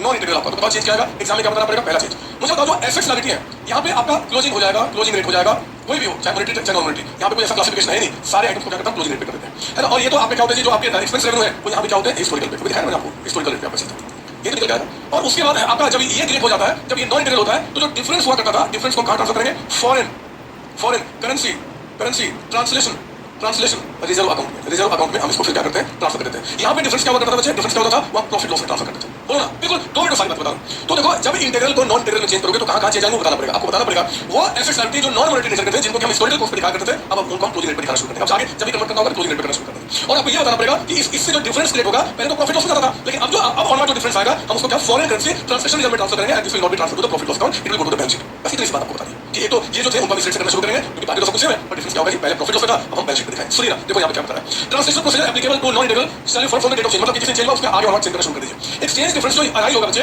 Non monetary items, non monetary assets है, ये इनका जो भी एसेट्स एक्टिव नॉन मॉनेटरी होते हैं, क्योंकि तो रिक्लासिफिकेशन को कहां जाना शुरू कर देंगे, फॉरेन करेंसी ट्रांसलेशन रिजर्व में, मतलब प्रॉफिट लॉस नहीं, यहाँ पे इतनी सी बात जो होगा वही बता देगा, ठीक है ना बच्चों, बोलो हाँ ये सब। अच्छा पहले आप इसको देखो, आप इसको कॉपी कर लीजिए जहां पर भी, ताकि क्लियर आपको ध्यान रहे कि कहां चेंज आ रहा है। अगर हम चेंज करते हैं आपका इंटीग्रल से नॉन इंटीग्रल या वैसे वैसा। अब मेरी बात सुनिए, लिखा बंद करेंगे, फिर से दोबारा सुनिए मेरी बात। पहले नॉन इंटीग्रल था, अब इंटीग्रल हो गया, तो पहले आप ये थे और अभी हो गए, तो क्या ये तो सेम रहा, बस जो क्लोजिंग रेट अभी तक जिसको हम लेते थे इनके लिए आपका, इनके लिए हमको क्या हिस्टोरिकल लेना शुरू कर देंगे, बस बोलो ना आप, जो पहले क्लोजिंग रेट हुआ करता था उसके लिए हिस्टोरिकल लेना शुरू कर देंगे, पहली बात। एक तो ये बताना पड़ेगा। दूसरा आपको बताना पड़ेगा कि ध्यान रखना, जब भी नॉन इंटीग्रल से इंटीग्रल में कन्वर्ट करोगे तो अभी तक हमारे बैलेंस शीट में जितना ये दिखता था फॉरेन करेंसी ट्रांसलेशन रिजर्व, वो वैसे ही दिखेगा। ये नहीं कि उनको आप साल के प्रॉफिट लॉस ट्रांसफर नहीं, वो ट्रांसफर कब होता है, जब वो डिस्पोजल होता है, डिस्पोजल नहीं हो रहा बच्चे, आप नॉन इंटीग्रल से इंटीग्रल में आ रहे हैं, तो जो भी आज तक फॉरेन करेंसी ट्रांसलेशन रिजर्व में अमाउंट था वो एज इट इज आपके बैलेंस शीट पे बना रहेगा। अब इसके बाद जो चेंजेस होंगे ना, बाद जो चेंज होंगे, आप जो आगे आपका जो डिफरेंस आएगा एक्सचेंज चेंज होने के चलते, वो आपका प्रॉफिट लॉस में शुरू, लेकिन अभी तक जो पहले से बैलेंस शीट में थे वो वैसे ही रहेंगे आपका। सुनिए देखो क्या बता रहा है, ट्रांसलेशन प्रोसीजर क्या होगा जी, फ्रॉम डेट ऑफ चेंज, तो ठीक है, translated amount of non monetary items at the date of change are treated as historical cost. ये भी बहुत इंपॉर्टेंट बात कि जब हम आप देखो जो नॉन मॉनेटरी आइटम्स है, हम क्लोजिंग से अब कहां आएंगे, हिस्टोरिकल करना शुरू करते हैं, हिस्टोरिकल करना शुरू करते हैं। अगर हमें इनका हिस्टोरिकल मान लो, हमें अब आगे जब भी लेना है, आगे जब भी हिस्टोरिकल लेना है, तो हिस्टोरिकल कौन सा प्राइस माने, क्योंकि हो सकता है बच्चे नॉन इंटीग्रल में आपने कई सारे आइटम का आपने प्राइस रिकॉर्ड नहीं किया होगा कि हिस्टोरिकल क्या प्राइस आपने कहीं ध्यान नहीं दिया, क्योंकि हमें कन्वर्जन का डिपार्टमेंट नहीं था। तो कहते हैं कि कोई बात नहीं, अगर हिस्टोरिकल आपको नहीं पता तो जिस दिन नॉन इंटीग्रल से इंटीग्रल में कन्वर्ट हो रहा है उस दिन पे जो इनका क्लोजिंग रेट होगा ना, वही आगे के लिए, अब आगे जब भी कन्वर्ट किया जाएगा उसके लिए उसका हिस्टोरिकल मानेंगे। मतलब कि मान लो 31 मार्च 2026 को आप बोलते भैया नॉन इंटीग्रल से इंटीग्रल मानेंगे, तो ठीक है, जो क्लोजिंग रेट होगा ना बच्चे यहाँ पे मान लीजिए 80 रुपीज, वही हमारा हिस्टोरिकल हो जाएगा। और आगे जितने भी साल 31 मार्च 27 28 जब भी कन्वर्ट करेंगे तो 80 रुपीज हम हिस्टोरिकल मानते हैं, हम कन्वर्ट करेंगे, क्योंकि हमें नहीं पहले पता होगा। वही बोला आपका कि translated amount of non monetary items at the date of change are treated as historical, वही इसको हिस्टोरिकल माना जाता है। Exchange difference line in foreign currency translation is not to be recognised as income और एक्सपेंस टिल द डिस्पोजल, जब तक disposal ना हो जाए वो हमेशा उसी तरीके से मेंशन करना है, ठीक है ना। तो ये थ्योरी के लिए आप इंपोर्टेंट है, एग्जाम में आ जाए तो आपको अगर ऐसे ऐसे लिख दोगे ना, मान लो एग्जाम में पूछना गया कि write short notes on accounting treatment for change in classification from integral to non integral, तो मैंने जो फिर आपको ये बात बतानी पड़ेगी, और नॉन इंटीग्रल टू इंटीग्रल फिर आपको ये बात बतानी पड़ेगी। है छोटी छोटी बातें, लेकिन कम से कम 3 4 नंबर पूछते हैं, क्योंकि यहाँ पे कॉन्सेप्ट छिपा हुआ है, ठीक है ना, इस बात को ध्यान रखिएगा। चलिए हमने क्या किया, आपका देखा जाए तो 3 पार्ट हमारा खत्म हो गया, एक तो आपका फॉरेन ट्रांजैक्शंस, एक आपका इंटीग्रल नॉन इंटीग्रल, अब हम आगे लास्ट में जिसका नाम है आपका यहाँ पे अकाउंटिंग फॉर फॉरवर्ड कॉन्ट्रैक्ट। आइए हम इसकी शुरुआत करते हैं। देखो फॉरवर्ड कॉन्ट्रैक्ट का क्या मतलब होता है, पहले मैं आपको बताना चाहता हूँ, यहाँ पे सुनिए ध्यान से, फॉरवर्ड कॉन्ट्रैक्ट का मतलब क्या होता है पता है। मान लो सीओसी, जरा रुकना बताओ, मान लीजिए सीओसी लिमिटेड ने क्या किया, ये टाइम पीरियड बचे, आज मान लीजिए आपका 15 जुलाई 2025 है, मान लो, ठीक है। मैंने आज एक मशीन परचेज किया, और जो मशीन परचेज किया वो सपोज दैट $10,000 का, $10,000 का मैंने परचेज किया। आज जो एक्सचेंज रेट है ना, आज जो एक्सचेंज रेट वो मान लीजिए यहाँ पे ₹80 का है, ₹80 का है ना, और ये मैंने परचेज किया रेट पे, मशीन जो परचेज किया रेट पे, मैंने उनको कहा कि पेमेंट जो है ना आपको, वो मैं आपको 31 मार्च 2026 को दे दूंगा। ध्यान सुनिए, मशीन हमने आज $10,000 का परचेज किया, आज $1 का रेट आपका ₹80 है, लेकिन मैंने उस मशीन वाले को बोला कि पेमेंट मैं आपको क्या दूंगा 31 मार्च 26 को दे दूंगा। उसने कहा ठीक है कोई बात नहीं। देखो मैं जिसका एक्सचेंज आज ₹80 है, आज ना मार्केट में बहुत सारे चेंजेस आ रहे हैं, अमेरिका की गवर्नमेंट में ट्रम्प जी है, बाइडेन जी झगड़े कर रहे हैं, बहुत सारी चीजें हो रही है, और पता क्या दिख रहा है कि रेट अब चेंज हो रहा है, फ्रीक्वेंटली चेंज हो रहा है। मुझे डर है कि जिससे मुझे पेमेंट करना है रेट कहीं और ज्यादा, मतलब कि जितना ज्यादा रेट होगा मुझे उतना ज्यादा पेमेंट करना होगा, मुझे डॉलर पेमेंट करना है। तो मैंने क्या किया, एक फॉरवर्ड कॉन्ट्रैक्ट ले लिया, मतलब कि किसी से मैंने कॉन्ट्रैक्ट लिया कि भैया मुझे इस दिन पे $1 आप बताओ कितने में दोगे, कॉन्ट्रैक्ट करते हैं। उन्होंने कहा कि मैं आपको यहाँ पे ₹82 में देने को तैयार हूँ।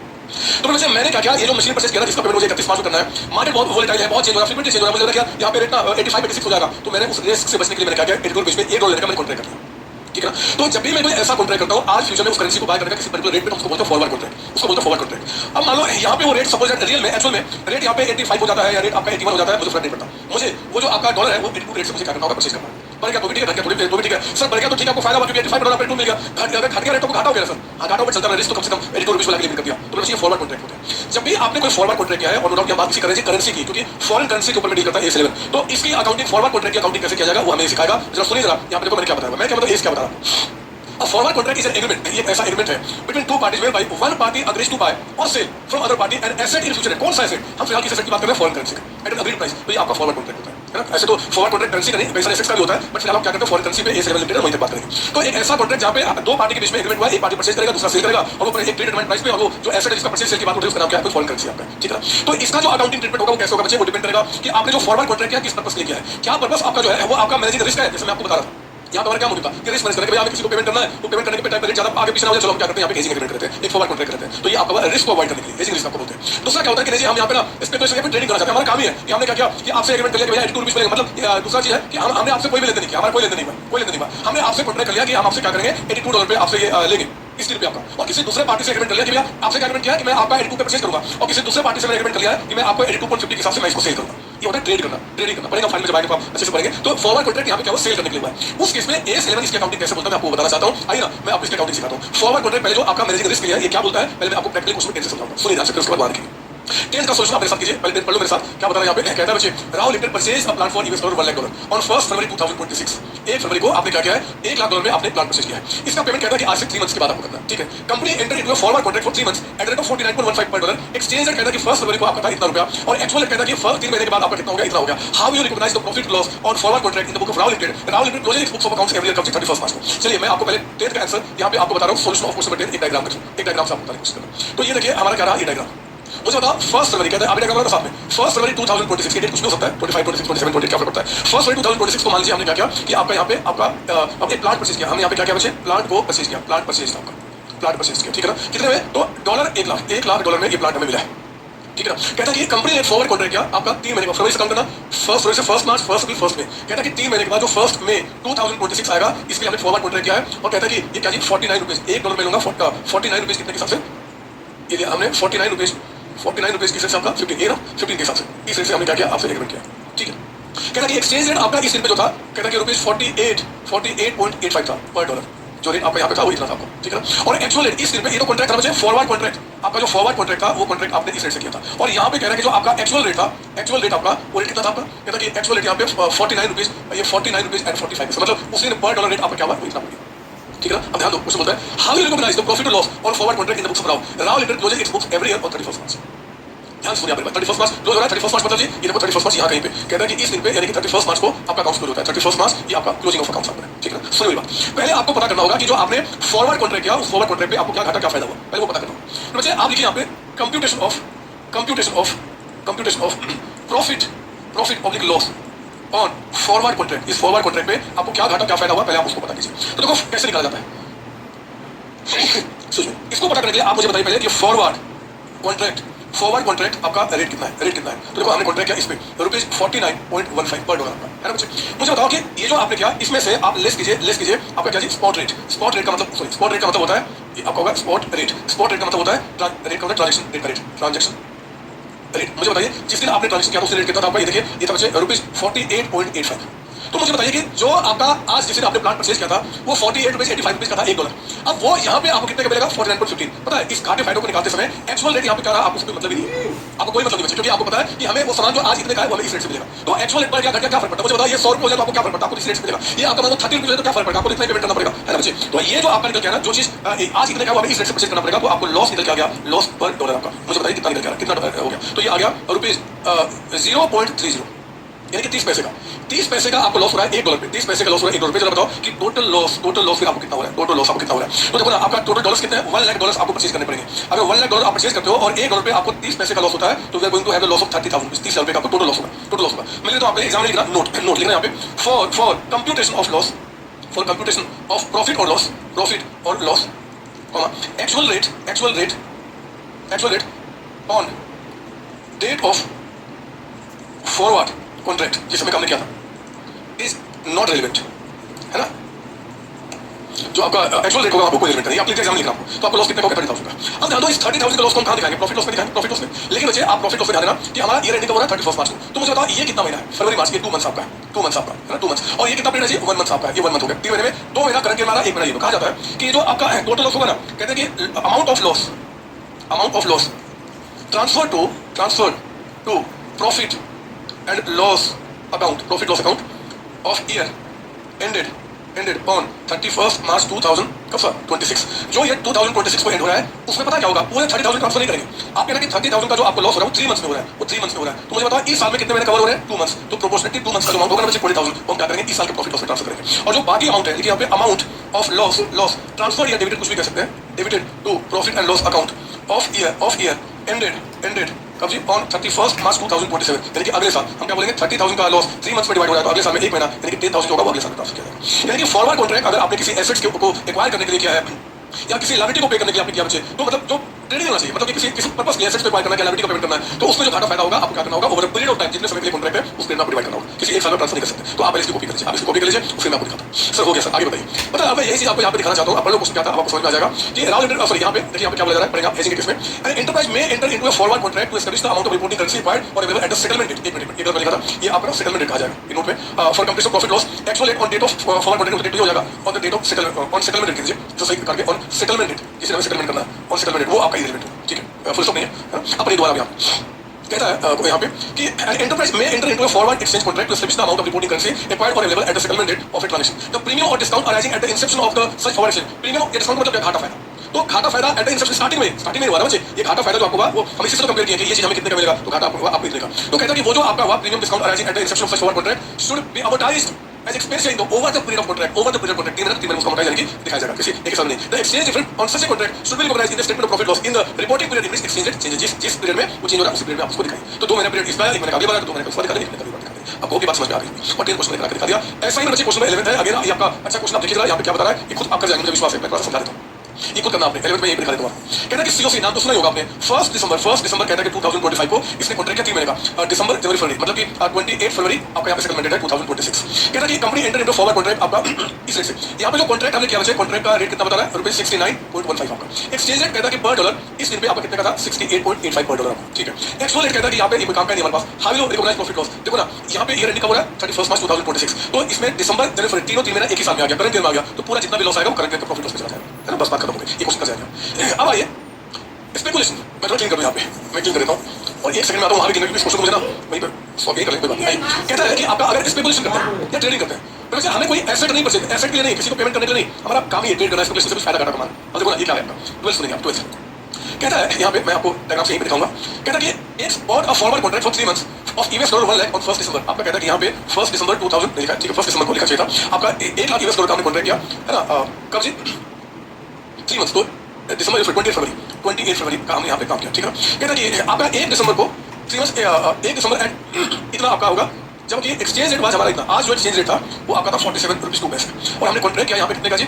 47 रुपीज 10 पैसे के हिसाब से आपसे बाय करने ऑन 31 दिसंबर वेरी क्लोज ये बुक्स। अच्छा अकाउंट्स क्लोज कब हो रहा है? 31 दिसंबर को, ध्यान देना ये अकाउंट्स की क्लोजिंग करते हैं यहाँ पे आपका 31 दिसंबर को। कहता है कि एक्सचेंज रेट आपका था इतना, इस दिन पे बच्चे एक्सचेंज रेट कह रहा है कि आपका 47 रुपीज एंड 15 पैसे था, इतना आपका। कहता है कि ऑन 31 जनवरी ही decided to sell the contract at 47 rupees 18 paise पर डॉलर। उसने क्या किया कि इस कॉन्ट्रैक्ट को आपका डिसाइड किया कि हम इसको बेच देंगे जी, जो कॉन्ट्रैक्ट हमने किया था इतने के हिसाब से, ये परचेज का कॉन्ट्रैक्ट था, हमने किसी से कॉन्ट्रैक्ट किया कि इसको सेल कर देंगे आपका 47.18 पर डॉलर के हिसाब से, है ना? ये कॉन्ट्रैक्ट कभी भी करवा, लेकिन जब परचेज करेंगे तभी तुम सेल करेंगे। तो 28 फरवरी को हमने 31 किसी से कॉन्ट्रैक्ट किया, 28 को आपसे परचेज करेगा और किसी और को इस रेट से बेच देंगे। ये परचेज करेंगे कॉन्ट्रैक्ट, सेल करेगा कॉन्ट्रैक्ट आपका। कहता है कि so how the profit from the contract will be recognised in the accounts. आपको बताओ कैसे इसको रिकॉग्नाइज करोगे? मेरे प्यारे बच्चों बहुत ध्यान से बात सुनो।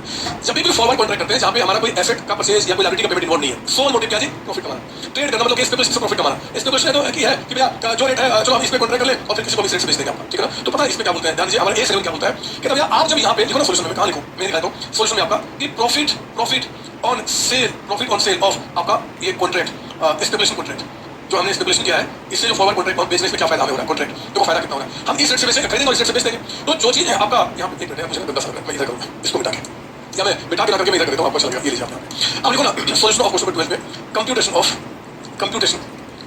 Profit oblique loss on sale of forward contract. ये जो फॉरवर्ड कॉन्ट्रैक्ट है जो कि कंप्लीटली हमारा क्या है, नो हेजिंग मतलब तो क्या जी? हम स्पॉट रेट और ट्रांजैक्शन रेट जो आपका फॉरवर्ड रेट होता है उससे हम डिफरेंस प्रॉफिट निकालते हैं। बट यहाँ पे क्या होगा? चलो बताओ आपका परचेज रेट किस रेट से हम यहाँ पे परचेज करने की बात कर रहे हैं? किस रेट से आपका 47 रुपीज 10 पैसे। अच्छा बताओ इसी को हम किस रेट से सेल करने की बात कर रहे हैं? किस रेट से हम बेचेंगे? आपका ये कहता है कि 47 रुपीज 18 पैसे, 47 रुपीज 18 पैसे। तो आप मुझे बताओ कि अगर कोई दो कॉन्ट्रैक्ट है, एक में हम परचेज करेंगे, दूसरे में सेल करेंगे, तो आपको यहाँ पे प्रॉफिट होगा कि लॉस होगा? यहाँ प्रॉफिट होगा पर डॉलर, आपका प्रॉफिट होगा पर डॉलर कितने रुपए का? तो रुपीज आपका 0.08, मतलब 8 पैसे पर डॉलर आपको फायदा होने वाला है। वही डॉलर आपने कॉन्ट्रैक्ट किया किसी से परचेज करोगे, किसी को बेच दोगे, तो 8 पैसे का फायदा होगा। तो बताओ टोटल प्रॉफिट कितना होगा? टोटल प्रॉफिट आपका कितना होगा जी? टोटल प्रॉफिट ऑन कॉन्ट्रैक्ट तो 8 पैसे और कितने डॉलर का कॉन्ट्रैक्ट, कितना डॉलर आपका? 1 लाख। तो 1 लाख डॉलर मल्टीप्लाइड बाय 0.08 आपका, यानी कि रुपीज 8000 का आपको फायदा होगा। 8000 का फायदा होगा। ये जो 8000 का फायदा होगा ना बच्चे, ये जिस साल में होगा, जैसे नहीं नॉर्मल गुड्स को बेचते हैं हम, जिस साल में गुड्स बेचे उस साल का प्रॉफिट रिकॉर्ड करते हैं। तो ये तो प्योरली आपका क्या है? प्रॉफिट ट्रेड है, आप इसी में एक काम ही कर रहे हो। तो जिस साल में आपको फायदा हुआ उस साल के प्रॉफिट। मुझे बताओ फायदा किस साल में हुआ? फायदा किस साल में हुआ? फायदा किस साल में हुआ आपका? यहाँ पे फायदा जस्ट जिस समय कॉन्ट्रैक्ट किया था उस साल का फायदा रिकॉर्ड होगा ना। तो आप क्या करेंगे? आप यहाँ पे टोटल प्रॉफिट कहते हैं कि transfer to profit loss account in the year of sale, in the year of sale. आपका जिस साल में आपने बेचा उस साल में क्या करेंगे? हम 8000 का ट्रांसफर करेंगे। समझ लो दोनों फर्क आपका।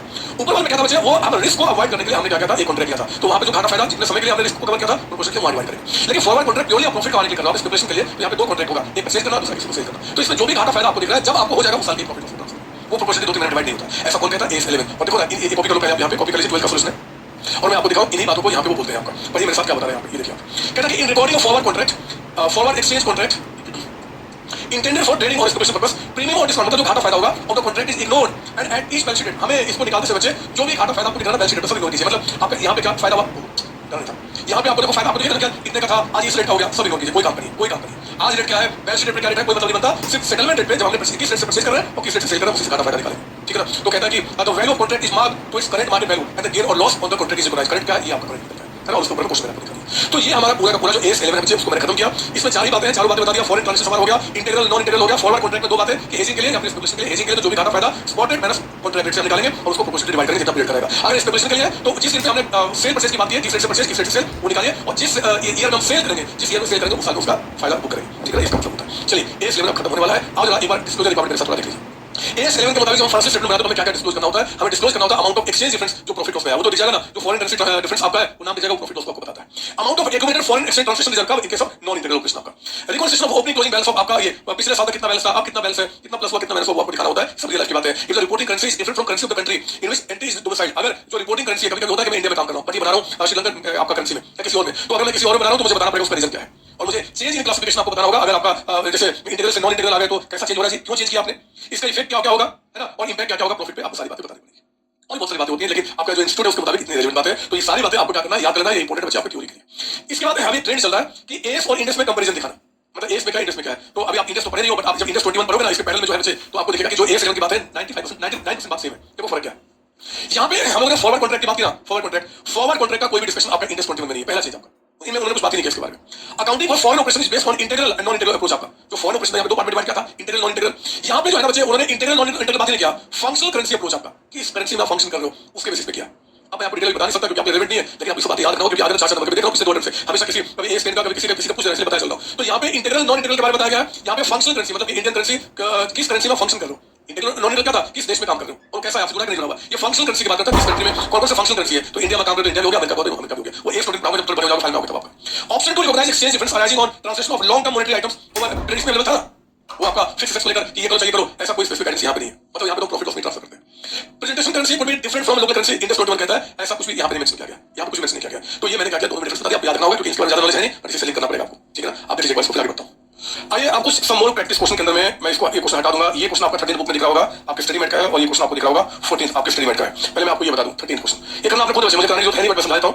कहता है कि ड्यूरिंग द फाइनेंशियल 22-23 1/4/2022 से लेकर 31 मार्च 2023 कहता है कि जेड लिमिटेड एक ई-कॉमर्स फर्म है, enter into foreign currency transactions related to fees for technical services paid to Lucas limited and Atlanta based organisation in the USA. Transaction was 24,000, हमें एक ना फीस पे करना है ना 24,000, और ये कॉन्ट्रैक्ट में हम कब एंट्री किया 7/12 आपका 2022। तो यहाँ कहीं 7/12/2022 को हमने क्या किया 24,000 यूएस डॉलर, आपका 24,000 यूएस डॉलर में का हमने कॉन्ट्रैक्ट किया, which was entered 7/12 आपका, ठीक है।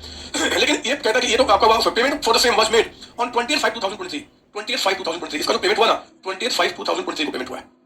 इवन एट एक्सचेंज रेट आपका 7/12 को यानी कि यहाँ पे आपका 73 रुपीज 80 पैसे है ऑन 1/1/2023 आपका रेट कर रहा है 1/1/2023 यहाँ का रेट 1/1 फिर से कुछ गलती किया बताने 1/1/2023 को रेट बता रहा आपको कितना जी 73.95 31 मार्च 2023 यहाँ पे कहता है कि जो आपका रेट है वो कहता है कि 75 0.45 एंड 28.5 यहाँ पे कहता है रेट जो आपका है वो 76.50 ये दे रहा है certain amount at which transaction would be recognised in the books. तो बुक्स में रिकॉग्नाइज क्या होगा, ये इनटू 8 आपका है ना, जो आपका ट्रांजैक्शन जिससे होता है उसे ट्रांजैक्शन रेट करते हैं। Calculate amount of foreign exchange gain loss to be recognised in the financial statement for year 22-23 आपका खत्म होगा यहाँ पे, है ना, इस साल में कितना रिकॉग्नाइज करेंगे, एंड 23-24 यानी कि जो साल आपका एंड होगा यहाँ पे, है ना, 31 मार्च 2024 उसमें कितना करेंगे। तो वैसे आप यहाँ पे ट्रांजैक्शन पर रिकॉर्ड के लिए इस रेट का रेलेवेंस नहीं है। साल के एंड में हम क्या करते हैं कि ये आपका जब हमें एंट्री क्या होगा, हमें पे करना कैसे, टेक्निकल सर्विस हमें पे करना है आपका, है ना। तो आपका यहाँ पे क्या हो जाएगा, एंट्री हो जाएगा technical services to Lucas limited, जिसको पे करना मतलब जिसको पे करना है। तो ये तो एक्सपेंस हो गया, ठीक है, ये लायबिलिटी हो गया। इस लायबिलिटी को हमें यहाँ पे करना है, तो एक तो पहले क्या करेंगे, इसको मॉनिटरी आइटम से ना हम यहाँ पे इसको कन्वर्ट करेंगे इस रेट से, और घाटा फायदा इस साल के प्रॉफिट लॉस में। फिर आपने क्या किया, यहाँ पे इसका पेमेंट किया, तो पेमेंट करने पे भी जो घाटा फायदा होगा वो इस साल के प्रॉफिट लॉस में जाएगा। ये काम करते हैं ना। देखो ना, A11 के मुताबिक फॉरेन करेंसी ट्रांजैक्शन को क्या करेंगे, रिकॉर्ड करेंगे 24,000 into 73.80, इस रेट से रिकॉर्ड कर दिया आपने। फिर 22 में 31 मार्च 23 को आउटस्टैंडिंग फीस तो आपका होगा 24,075 हो जाएगा आपका इस रेट से, ये इरेलेवेंट बदमाशी क्या वैसे रेट देने के लिए, और जो घाटा फायदा होगा वो साल के प्रॉफिट लॉस में ट्रांसफर करते हैं, ठीक है ना। फिर ये बोल दिया कि जो फायदा आपका निकल गया 2 मिनट में प्रॉफिट चला गया, अगले साल आपने पे किया, घाटा फायदा उस साल के प्रॉफिट लॉस में जाएगा, क्वेश्चन आपका हो जाएगा, देखेंगे आप। यहाँ पे हमने गुड्स परचेज किया, वैसे इस दिन पे आपका $1 का, तो परचेज किया हम उस दिन रिकॉर्ड कर लेंगे, लेकिन इसका जो पेमेंट होगा वो इस दिन पे होगा, और 31 साल के एंड में सेम तरीके का ट्रांजैक्शन पर रिकॉर्ड कीजिए। साल के एंड में जो लायबिलिटी क्रेडिटर उसको रिवैल्यू कीजिए, घाटा फायदा उस साल के हम प्रॉफिट लॉस में जब पेमेंट किया उस साल के सेम क्वेश्चन आपको फिर चला जाएगा। मैं जानता हूं इस क्वेश्चन कर जाएंगे आप मेरे प्यारे बच्चों। अब मैं पता क्या लिखने वाला हूं, द एंड किसका, AS11 का, और किसका आपका कॉन्सेप्ट का, और किसका इस पूरे इसमें जो भी एग्जाम में क्वेश्चन बन सकते हैं उन सबका बिल्कुल बहुत इन डेप्थ आप जाके इंडेक्स को पढ़े हो, और इतना पढ़ने के बाद कोई कुछ बच जाए आपके लिए कुछ संभाल नहीं बनता। एग्जाम में कोई भी क्वेश्चन आ जाएगा आप बहुत अच्छी तरीके से जानते हैं। आप अपने इंस्टीट्यूट का स्टडी मैट लीजिए और भी कुछ देखने का मन कर लीजिए, A7 मस्त तरीके से कंप्लीट हो चुका है। आप सारे प्यारे बच्चों को bye bye ta-ta, all the best बच्चे। मैं बार-बार कहता हूं, एक बार दोबारा दोहराता हूं, ये जो आप मेहनत कर रहे हो ना, इतनी जो मेहनत कर रहे हो, इसका परिणाम आपको सिर्फ सीए में इंटर में नजर नहीं आएगा, आपको फाइनल में पता चलेगा कि फाइनल में जब आप सीए पढ़ोगे तो जितने भी एस पढ़ोगे, एस को बेसिकली इंडेक्स होते हैं, आप वहां पे फटाफट आपका दिमाग काम करेगा, फटाफट आप समझोगे और आप पूरे सीए में जर्नी को एंजॉय करोगे। सीए में जर्नी नहीं, उसके बाद भी जो लाइफ आपकी शुरू होने वाली है, मस्ती वाली, जॉब वाली, बिजनेस वाली, उसको जब एंजॉय करेंगे। आप सबको ऑल द बेस्ट बच्चे। जय सीओसी, जय सीए में, जय मेरे बच्चे, आपकी बात कर रहा हूं। थैंक यू बच्चे, थैंक यू। अगली क्लास में मिलते हैं नए एस के अंदर में। Thank you.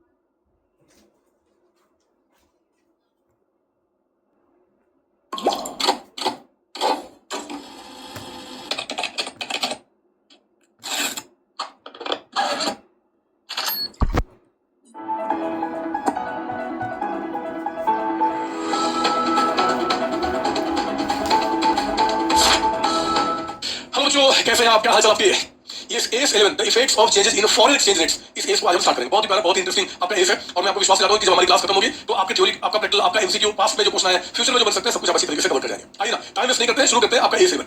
देखो इस AS11 में जिन टॉपिक्स को आप मेरे साथ कवर करने वाले हैं, मैंने उसको ब्रॉडली 4 पार्ट में डिवाइड किया है। एक है अकाउंटिंग ऑफ फॉरेन ट्रांजैक्शन। समझो इस एस की खास बात क्या है। मैं इंडिया में बिजनेस कर रहा हूं, आप इंडिया में बिजनेस कर रहे हो, और इंडिया में बिजनेस करने के साथ साथ कई बार ऐसा होता है कि फॉरेन कंट्री से कोई ट्रांजैक्शन करना होता है आपको। एक मशीन ही मान लो कि हमें बाहर की कंट्री से परचेज करना है, तो वो मशीन हमने बाहर की कंट्री से मान लो अमेरिका से हमने मंगाया, तो मशीन मंगाया ना बच्चे, उसका पेमेंट कर दिया होगा, करेंगे तो फॉरेन कंट्री में ट्रांजैक्शन सबका हुआ। कोई इंडिया से बाहर कोई बैंक है, उससे हमने लोन लिया, होता है कभी-कभी। आप जब बड़े हो जाएंगे तो देखेंगे कि इंडिया में मान लो रेट ऑफ इंटरेस्ट 10% चल रहा है, और बाहर की कंट्री मान लो हमें 2% या 3% पे लोन दे रही है, तो हम यहाँ से क्यों लेंगे, वहां से लोन लेंगे जी। होता है बड़ी कंपनी में। कल को आप जब सीए में बन जाएंगे तो आप भी बड़ी कंपनी में जब आपका स्टार्ट करोगे, देखो मैं कहां से लोन लूं।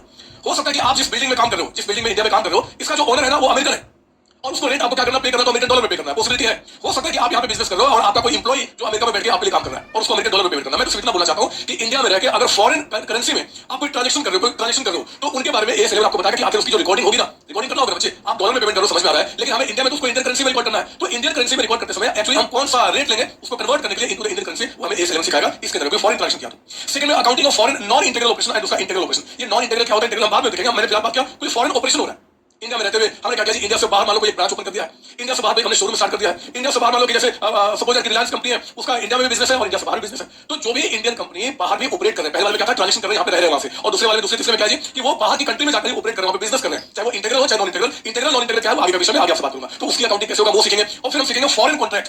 फॉरेन कॉन्ट्रैक्ट क्या होता है वो देखेंगे बाद में आपका। मतलब मैं कह रहा हूं कि ये चार पार्ट में मेरे बच्चे, चार पार्ट में क्या होगा, आपको पूरे A7 को मेरे साथ स्टडी करना है। चार पार्ट में चारों खत्म, यानी कि A7 आपका खत्म हो गया। मैं आपको बता दूं यहाँ पे कि लेट्स स्टार्ट, ये तो मैंने आपने लिख दिया, अब यहाँ से A7 आपका शुरू हुआ। A7 कहता है कि deals with issue involved in accounting for foreign currency transactions. Foreign currency, इन चारों में ही पता है कॉमन चीज क्या होगा बच्चे, इन चारों में कॉमन क्या होगा, क्योंकि फॉरेन फॉरेन फॉरेन है, तो चारों में कॉमन चीज होगा कि फॉरेन करेंसी, मतलब फॉरेन करेंसी में आप कुछ लेन देन कर रहे होंगे। तो कहता है कि ये जो A7 डील करता है accounting for foreign currency transactions and foreign operation, foreign currency transaction या foreign operation, that is to decide which exchange rate to use and how to recognise the financial effect of change in exchange rate in the financial statement. सब कुछ समझ में नहीं आया, इसी के ऊपर मैं पूरा आपका एस लेके चलूंगा। ये जो इंट्रोडक्शन होता है बच्चे, एक्चुअली इंट्रोडक्शन नहीं होता, ये एंड होता है, यानी कि पूरे एस में आप करने वाले क्या है। तो मैंने ये बातें जो आपको यहाँ पे बताने की कोशिश की, जो आपको समझ में नहीं आया कोई बात नहीं, छोड़ दो, हम ये इंट्रोडक्शन ये इसको ये सब कुछ बाद में आपको फिर से दिखाएंगे। पहले आइए जो हमारा स्टडी है उसमें पहला पार्ट क्या था, अकाउंटिंग ऑफ फॉरेन ट्रांजैक्शंस। तो मैं स्टार्ट करता हूं, let's start detail discussion of accounting of foreign transactions. Foreign transaction का मतलब क्या है ना, ये तो आप समझ लो कि इंडिया में रहते हुए इंडिया से बाहर जितने भी कंट्रीज हैं उनसे कोई हमने ट्रांजैक्शन किया, हमने कोई लेनदेन किया है, तो उन लेनदेन को, उन ट्रांजैक्शन को हमारी कंट्री में कैसे रिकॉर्ड किया जाएगा, मैं उसके बारे में आपको बताने वाला हूं। ठीक है बच्चे, तो पता है मैं सोच रहा हूं ये चीजें क्या है, ये मैंने क्या लिखा हुआ है, ये सब चीजें क्या है, छोड़ दो इन सारी बातों को, छोड़ दो। आओ ये कॉन्सेप्ट ऐसा एक मैंने, ये आपका क्वेश्चन नंबर 1 नहीं है, एक्चुअली कॉन्सेप्ट बिल्डिंग क्वेश्चन है। आप चाहो तो अपने बुक में लिख सकते हो कि ये जो क्वेश्चन नंबर है ना बच्चे, मैं इसको बोल सकता हूं आपके लिए कॉन्सेप्ट बिल्डिंग क्वेश्चन। आपके कॉन्सेप्ट को स्ट्रॉन्ग करने के लिए, ऊपर की बातों को बहुत प्यारे तरीके से और प्रैक्टिकली समझाने के लिए मैंने इस क्वेश्चन को खास आपके ड्राफ्ट किया है। सुनिए जरा एक बार पढ़िए मेरे साथ क्वेश्चन क्या बता रहा है आपके question number 1। Make general entries in Indian currency under initial recognition and subsequent recognition for the following foreign transactions and calculate foreign exchange fluctuation gain और loss को क्या होता है हम देखेंगे। इनिशियल रिकॉग्निशन क्या होता है, सब्सिक्वेंट वो भी हम देखेंगे। पहले आइए क्वेश्चन पढ़िए मेरे साथ। कहता है यहाँ पे कि 15 जनवरी, 17 फरवरी, 20 मार्च, 30 अप्रैल, 30 जुलाई, 14 अगस्त, 20 सितंबर एंड 30 नवंबर को आपने इतने सारे ट्रांजैक्शंस किए हैं। जैसे कि हमने गुड्स परचेज किया रेट पे $10,000 का, जिस दिन हमने गुड्स परचेज किया था ना बच्चे, उस दिन देखो एक यूएस डॉलर का रेट क्या चला था आपका, 85 रुपीस का। ठीक है, मैंने वो दे दिया। रेट आपने पे किया $1,000, उस दिन जिस दिन रेंट पे किया उस दिन ये रेट था आपका। उसी तरीके से सैलरी पे किया उस दिन का रेट। हमने मशीन परचेज किया $2,000 का। ये सारे एक तो कॉमन है, बाकी ये सभी ट्रांजैक्शंस विद इंडिया नहीं हो रहे हैं। इंडिया में रहते हुए हम बाहर की कंट्री से कोई लेन देन कर रहे हैं, हम बाहर की कंट्री से गुड्स परचेज कर रहे हैं, बाहर की कंट्री में किसी को रेंट पे कर रहे हैं, सैलरी पे कर रहे हैं, मशीन परचेज कर रहे हैं, बैंक लोन रेज किया, गुड्स सेल किया क्रेडिट पे, परचेज किया गुड्स आपका कैश पे, सोल्ड गुड्स फॉर कैश आपका, इतने सारे और हर दिन का ट्रांजैक्शन आपको बताया जा रहा है। फिर पता नहीं वो एक्सचेंज रेट बता रहा है कि एक यूएस डॉलर का 88 है at the end of year. And में क्यों बता रहा है मैं उसका बिल्कुल आपके साथ नहीं जाना चाहता, कोई डिस्कशन नहीं, मेरा क्वेश्चन देखो यहाँ पे खत्म हो चुका है। तो मैं ना पहले आपको इन सबके यहाँ पे रिकॉर्डिंग करना चाहता हूँ। आप एक काम कीजिए, ये क्वेश्चन आपके पास होगा, आप अपने बुक में देखेंगे और मेरे साथ ना आप क्या करेंगे, यहाँ पे रेडी करेंगे अपना सोल्यूशन। देखिए यहाँ पे सोल्यूशन कर रहे हैं क्वेश्चन नंबर 1 का, क्वेश्चन नंबर 1 का सोल्यूशन। आप मेरे साथ क्वेश्चन नंबर 1 का सोल्यूशन रेडी कर रहे हैं, ठीक है ना। तो क्वेश्चन को आप अपना देख सकते हो, आप अपना देखो, मैं यहाँ पे आपको लिख रहा हूँ आंसर इसका, है ना। आइए जरा सोल्यूशन कर रहे हैं, सोल्यूशन ऑफ क्वेश्चन नंबर 1 लिखिए जरा। जनरल एंट्रीज, हम लोग यहाँ पे जनरल एंट्रीज पास कर रहे हैं, जनरल एंट्रीज इन सबका ऑफ फॉरेन ट्रांजैक्शंस। मैं सारी बातें आपको प्रैक्टिकली समझाना चाहता हूँ ताकि आपको थ्योरी को याद ना करना पड़े, है ना। कहता है कि general entries of foreign transactions under लिखेंगे आप यहाँ पे इनिशियल रिकॉग्निशन। मुझे पता है इनिशियल रिकॉग्निशन का मतलब क्या होता है, आप इसको अंडर कर लीजिए। इनिशियल रिकॉग्निशन का मतलब होता है कि जब भी कोई फॉरेन ट्रांजैक्शन करते हो आप, तो जिस दिन पे आपने ट्रांजैक्शन किया, जिस दिन पे आपने ट्रांजैक्शन किया, लेनदेन किया, उस दिन पे उसकी अकाउंटिंग कीजिए इंडियन करेंसी के अंदर।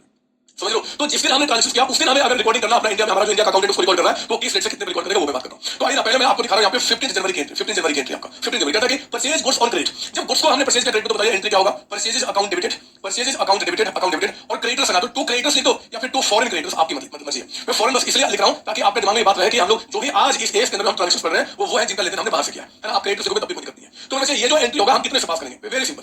कहते हैं कि इन एज 11 कहता है कि जब भी कोई फॉरेन ट्रांजैक्शन करते हो आप, तो उसका जो इनिशियल रिकॉग्निशन होगा ना, इनिशियल रिकॉग्निशन मतलब कि पहली बार जब ट्रांजैक्शन आप अपने बुक में रिकॉर्ड कर रहे हो, तो that should be at the rate prevailing on that particular date. उस दिन जो एक्सचेंज रेट हमारी कंट्री में प्रिवेल कर रहा था उसी एक्सचेंज रेट से आप एंट्री कीजिए। तो देखो ना आपका रेट क्या चला था 15 जनवरी को, $1 आपका 85 का है। तो मुझे बताओ 10,000 जो यूएस डॉलर है, अगर $1 आपका 85 का, तो कितने से एंट्री हो गया आपको यहाँ पे 8,50,000 हो ना। 8,50,000 से हमने क्या किया, ये एंट्री को यहाँ पे कंप्लीट किया, तो 8,50,000 से ये एंट्री आपकी बनकर तैयार हो गई। इसमें कोई डाउट आपको नहीं सर, हमने परचेज किया और परचेज करने की हमने यहाँ पे एंट्री कर दी, वेरी सिंपल। इंडिया में रहते हुए रिकॉर्डिंग आपको इंडियन करेंसी में करना है, फॉरेन में थोड़ी एंट्री कर लेंगे, तो आप क्या करेंगे 850 की एंट्री, ठीक है। फिर देखो 17 फरवरी की आपकी एंट्री करने आती है। 17 फरवरी हमने रेंट पे किया, तो ठीक है, रेंट पे किया, रेंट हमारा एक्सपेंस है, रेंट अकाउंट को आप डेबिट करेंगे और पेमेंट किया तो 2 बैंक अकाउंट, है ना। बाहर से जब भी कोई लेनदेन होगा तो हम कुछ भी करेंगे तो बैंक से ही तो करेंगे, हमारा कैश में थोड़ी कुछ होता है। तो रेट आपने $1,000 का पेमेंट किया है, देखो उस दिन पे $1,000 इंटू आपका रेट का चल रहा है 85.5 का रेट आपका, 85.25। तो इनिशियल जब ट्रांजैक्शन रिकॉर्ड होते हैं, जिस दिन आप रिकॉर्डिंग कर रहे हो उस दिन पे जो रेट चल रहा है, उस दिन पे जो रेट चल रहा है, हम उसी दिन से क्या करेंगे उसको कन्वर्जन करेंगे। तो 1,000 इंटू आपका 85.25, ये आ गया 85,250 रुपीज का। इतने रुपए का हमने क्या किया यहाँ पे पेमेंट किया है, रेंट पे किया, कोई डाउट इसके अंदर नहीं सर। फिर देखो 28 मार्च आप करते चलिए, अपने आप सारी बातें रिकॉर्ड हो जाएंगे। ऊपर में जो बताया सैलरी हमने पे किया, तो सैलरी अगर हमने बाहर किसी को पे किया तो हमारा एक एक्सपेंस है, हम सैलरी अकाउंट को यहाँ पे डेबिट करेंगे और पेमेंट किया, यानी कि 2 बैंक अकाउंट आपका। बताओ जरा सैलरी हमने कितना पे किया, $500 मुझे बताओ उस दिन पे रेट क्या चल रहा है 86 रुपीज आपका, 86। तो 500 इंटू आपका 86 कितना निकल के आ गया 43,000 का अमाउंट आपका, 43,000। ये 43,000 से हमने क्या यहाँ पे रिकॉर्डिंग किया। 28 मार्च के बाद देखो ना अब 30th मार्च को आपने फिर से एक फॉरेन ट्रांजेक्शन आपने किए हैं और वो जो फॉरेन ट्रांजेक्शन मशीन परचेज किया हमने $2000 का, तो आपने मशीन अकाउंट को आप डेबिट करें, है ना, मशीन हमारा एसेट है, मशीन अकाउंट को डेबिट कीजिए एंड टू बैंक आपने पे किया ना, तो हमने क्या बोला, टू बैंक अकाउंट, साथ साथ आपको एंट्री करना, नरेशन लिखेंगे, बदमाश नरेशन कौन सी बड़ी बात है, तो आपका 2000 into 86.5 2000 into 86.5 इतनी तो बात दिमाग में बैठ गई ना कि इनिशियल रिकॉग्निशन जब भी होगा तो डेट ऑफ ट्रांजेक्शन पे जो एक्सचेंज रेट रहा होगा उसी से कन्वर्ट करके हम इसकी एंट्री करते हैं, ऐसा हमें कौन कहता है, एस 11 आपका। तो 1,73,000 का हमने यहाँ पे एंट्री कंप्लीट किया, 1,73,000 की एंट्री कंप्लीट की, ये 30 मार्च का हो गया। फिर कहता है 30 अप्रैल बचे, मार्च नहीं है, 30 अप्रैल आपका, कोई भी डेट को क्या फर्क पड़ता है, 30 अप्रैल आपका। फिर देखो ना 10 जुलाई, आपने 10 जुलाई को यहाँ पे क्या किया है, 10 जुलाई को हमने एक बैंक लोन लिया, तो जो बैंक लोन लोगे तो एक तो बैंक लोन की लायबिलिटी आपको पड़ेगी, बोलो हाँ, ये सर बैंक लोन आपका डेबिट हो जाएगा, और टू हमें हमें हमें माफ कीजिए बैंक लोन लिया तो एक तो पैसा हमारे पास आया, यानी कि बैंक अकाउंट आपका डेबिट होगा, बैंक अकाउंट आपका डेबिट होगा, और हमारी लायबिलिटी बढ़ेगी, लायबिलिटी का बढ़ना ग्रेट होता है, तो क्या बोलेंगे, टू बैंक लोन अकाउंट आपका, ये होना चाहिए। कितना हमने लोन लिया था जी, $12,000, तो $12,000 इंटू आपका उसने बताओ रेट क्या चल रहा था आपका, बैंक लोन रेट 84.75 आपका, है ना, ये रेट रहा। तो 12,000 इंटू 84.75 आपको पता है कितना निकल रहा है, इट्स कमिंग 10,17,000 का अमाउंट आपका, ये 10,17,000 का अमाउंट निकल, मुझे विश्वास है कहीं कोई दिक्कत नहीं है। 10 जुलाई के बाद अब आ गया आपका 14 अगस्त आपका, 14 अगस्त को बचे सोल्ड गुड्स ऑन क्रेडिट, आपने क्या किया, इनको क्रेडिट पे बेचा है, तो 14 को गुड्स क्रेडिट बेचा, क्या बोलेंगे, फॉरेन डेटर्स, ऐसे डेटर्स बोल सकते हैं, लेकिन मैं बस बताना चाहता हूं कि ये फॉरेन में आपके जिनको गुड्स बेचा आपने, तो foreign debtors account debited and to sales account, ये हमारी एंट्री निकल गई, है ना। ये आपने गुड्स सेल किया है ऑन रेट $15,000 पे, तो हमने बोला कि आज $15,000 इंटू, जरा बताओ रेट क्या चल रहा आपका, तो ये कहता है कि 86.40, यानी कि 86.40 के हिसाब से आप इसको रिकॉर्ड करेंगे, 15,000 इंटू 86.40, पता कितना आ गया, सॉरी गलत लिखा मैंने, 15,000 इंटू है ये 86.4 आपका, ये आ गया 12,96,000 ये आ गया 12,96,000, ठीक है ना, कोई डाउट इसके अंदर में नहीं सर। तो 14 अगस्त की एंट्री हो गई, सुनो ना, फिर अगला एंट्री कहता है कि 20 सितंबर की, 20 सितंबर हम लोग क्या कर रहे हैं, we are making entries under initial recognition. जब आप कल एक बड़ी कंपनी खोलोगे, even after becoming the CMA, आप बोलते हैं कि हम एक फॉरेन कंपनी मतलब इंडिया में बड़ी कंपनी खोलेंगे और बाहर से भी लेनदेन कर रहे हैं, तो आपका जो अकाउंटेंट है ना, जब आप उसको बोलोगे कि एंट्री करो, तो इनिशियली जब ट्रांजेक्शन होता है आप बुक्स में रिकॉर्ड करते हैं, तो कहते हैं कि फॉरेन ट्रांजेक्शन उसी दिन का रिकॉर्ड कीजिए, उसी तरीके से जो दिन प्रिवेल करता था। तो 20 सितंबर को हमने गुड्स परचेज किया कैश पे, तो हम क्या बोलेंगे जी, purchases account debited and to bank account, sir वो कैश पे लिखा है, मैं उसी के लिए बोला टू बैंक अकाउंट, है ना। जब गुड्स परचेज करेंगे कैश पे, तो कैश पे पेमेंट तो बैंक से ही होता है ना, तो परचेज टू बैंक आपका कितना हो गया जी, आपका $5,000, तो आप एक काम करो 5,000 और उसने रेट क्या बता आपका 87, बताओ कितना अमाउंट निकल गया, 5,000 इंटू 87 आ गया 4,35,000, ये 435 की हमने यहाँ पे एंट्री कंप्लीट कर ली, 435 है ना, एंट्री हमारी क्या होगी, कंप्लीट होगी 435,000, ठीक है आपका, ये हो गया हमारा 20 सितंबर की एंट्री हो गई। और फिर मेरे 13 नवंबर को हमने क्या कहता है, 13 नवंबर को वो कहता है कि आपने गुड्स सोल्ड किया है फॉर कैश, हमने गुड्स सेल किया कैश पे आपका, ठीक है, तो गुड्स सेल किया ना, यानी कि पैसे आए होंगे, तो bank account debited, bank account आपका debited and to sales account. मुझे बताओ जिसने हमने गुड्स सेल किया वो कितने डॉलर का है, वो कहता है कि आपका $35,000, तो $35,000 का हमने सेल किया है, और किस रेट से हमने सेल किया है, और रेट क्या था, एक्सचेंज रेट कहता है कि 84, तो 35,000 इंटू 84 ये आ गया 29,40,000 लीजिए। जितने भी ट्रांजेक्शन आपके हुए ना, जितने भी ट्रांजेक्शन, इसके सिवाय कोई और भी ट्रांजेक्शन अगर रियल लाइफ में आप करते हो, तो सभी जो इनिशियली हमारे बुक में रिकॉर्ड होते हैं वो हम रेट किस पे करेंगे जी, आपका यहाँ पे, मतलब कि जो आपका वो उस दिन एक्सचेंज जो ट्रांजेक्शन रेट पे जो रेट होगा एक्सचेंज का उसे हम कन्वर्ट करते हैं, कोई डाउट इसके अंदर में नहीं सर, ठीक है। तो इनिशियल रिकॉग्निशन में हमारी सारी बातें रिकॉर्ड हो गई। अब मैं इनिशियल रिकॉग्निशन के बाद आपको बताना चाहता हूं सब्सिक्वेंट रिकॉग्निशन। इनिशियल का मतलब क्या बताया था, ऑन डेट ऑफ ट्रांजेक्शंस, जब कोई फॉरेन करेंसी में ट्रांजेक्शन करते हैं तो उसकी रिकॉर्डिंग हम कैसे करेंगे। मैं थोड़ा सा लिख दूं, क्या लिखो ना, छोटा सा, फिर मैं आगे बढ़ूंगा। लिखेंगे एक नोट, आपका लिखेंगे नोट, यहाँ पे नोट लिखिए आप, ताकि आप ना फटाफट इसको देखें और समझ में आ जाए हमेशा रिवीजन के टाइम पे। लिखिए यहाँ पे नोट, लिखेंगे आप नोट, पहले आप लिखिए नोट, लिखेंगे under initial recognition all transactions, all foreign transaction करना, हम फॉरेन वाले की बात कर रहे हैं, all foreign transactions are recorded in Indian currency using exchange rate on date of transactions। जिस दिन आपका ट्रांजेक्शन हुआ ना बच्चे, उस दिन जो रेट था हम उसे करते हैं। पता है on date of transaction rate को हम लोग किस नाम से जानते हैं, हम इसको स्पॉट रेट कहते हैं, स्पॉट रेट कहते हैं। इसका और भी कई सारे नाम है, स्पॉट रेट कह देगा, आपका कह देगा एक्चुअल रेट आपका। तो ये कई सारे नाम है जो आपके दिमाग में, हिस्टोरिकल रेट भी कहते हैं इसको, हिस्टोरिकल रेट आपका, हिस्टोरिकल रेट मतलब जिस दिन ट्रांजेक्शन हुआ है उस दिन जो रेट रहा होगा उस रेट से आपका, तो हिस्टोरिकल रेट। कोई भी कहता है क्या फर्क पड़ता है, मीनिंग आपका सेम है ना। तो ये हमने इनिशियल रिकॉग्निशन की बात यहाँ पे समझ लिया। अब ना इसकी कॉपी कर लो आप यहाँ पे, मुझे विश्वास है आपने इसकी कॉपी कर लिया होगा, ये एंट्रीज आपके साथ कर रहे हैं और ये जो मैंने लिखा है वो भी आपने कॉपी कर लिया होगा। अब वैसे मैं आपको सब्सिक्वेंट रिकॉग्निशन के बारे में बताना चाहता हूँ। सर सब्सिक्वेंट रिकॉग्निशन क्या होता है, तो आप एक काम कीजिए, पहले ना आप लिखिए मेरे साथ, यहाँ पे सुनिए, मैं और लिखेंगे आप हेडिंग डालेंगे, आप मैं यहाँ लिखूंगा, आप इसके नीचे लिखिए, कोशिश करो नया पेज लो, कोशिश करो इस पेज को छोड़कर नया पेज लो और हेडिंग डालो आप यहाँ पे क्या सब्सिक्वेंट रिकॉग्निशन। आप क्या लिख रहे हैं, subsequent recognition. Sir subsequent recognition का मतलब क्या है मैं आपको बताता हूँ, सुन लीजिए पहले आप सब्सिक्वेंशन आगे ब्रैकेट में, it means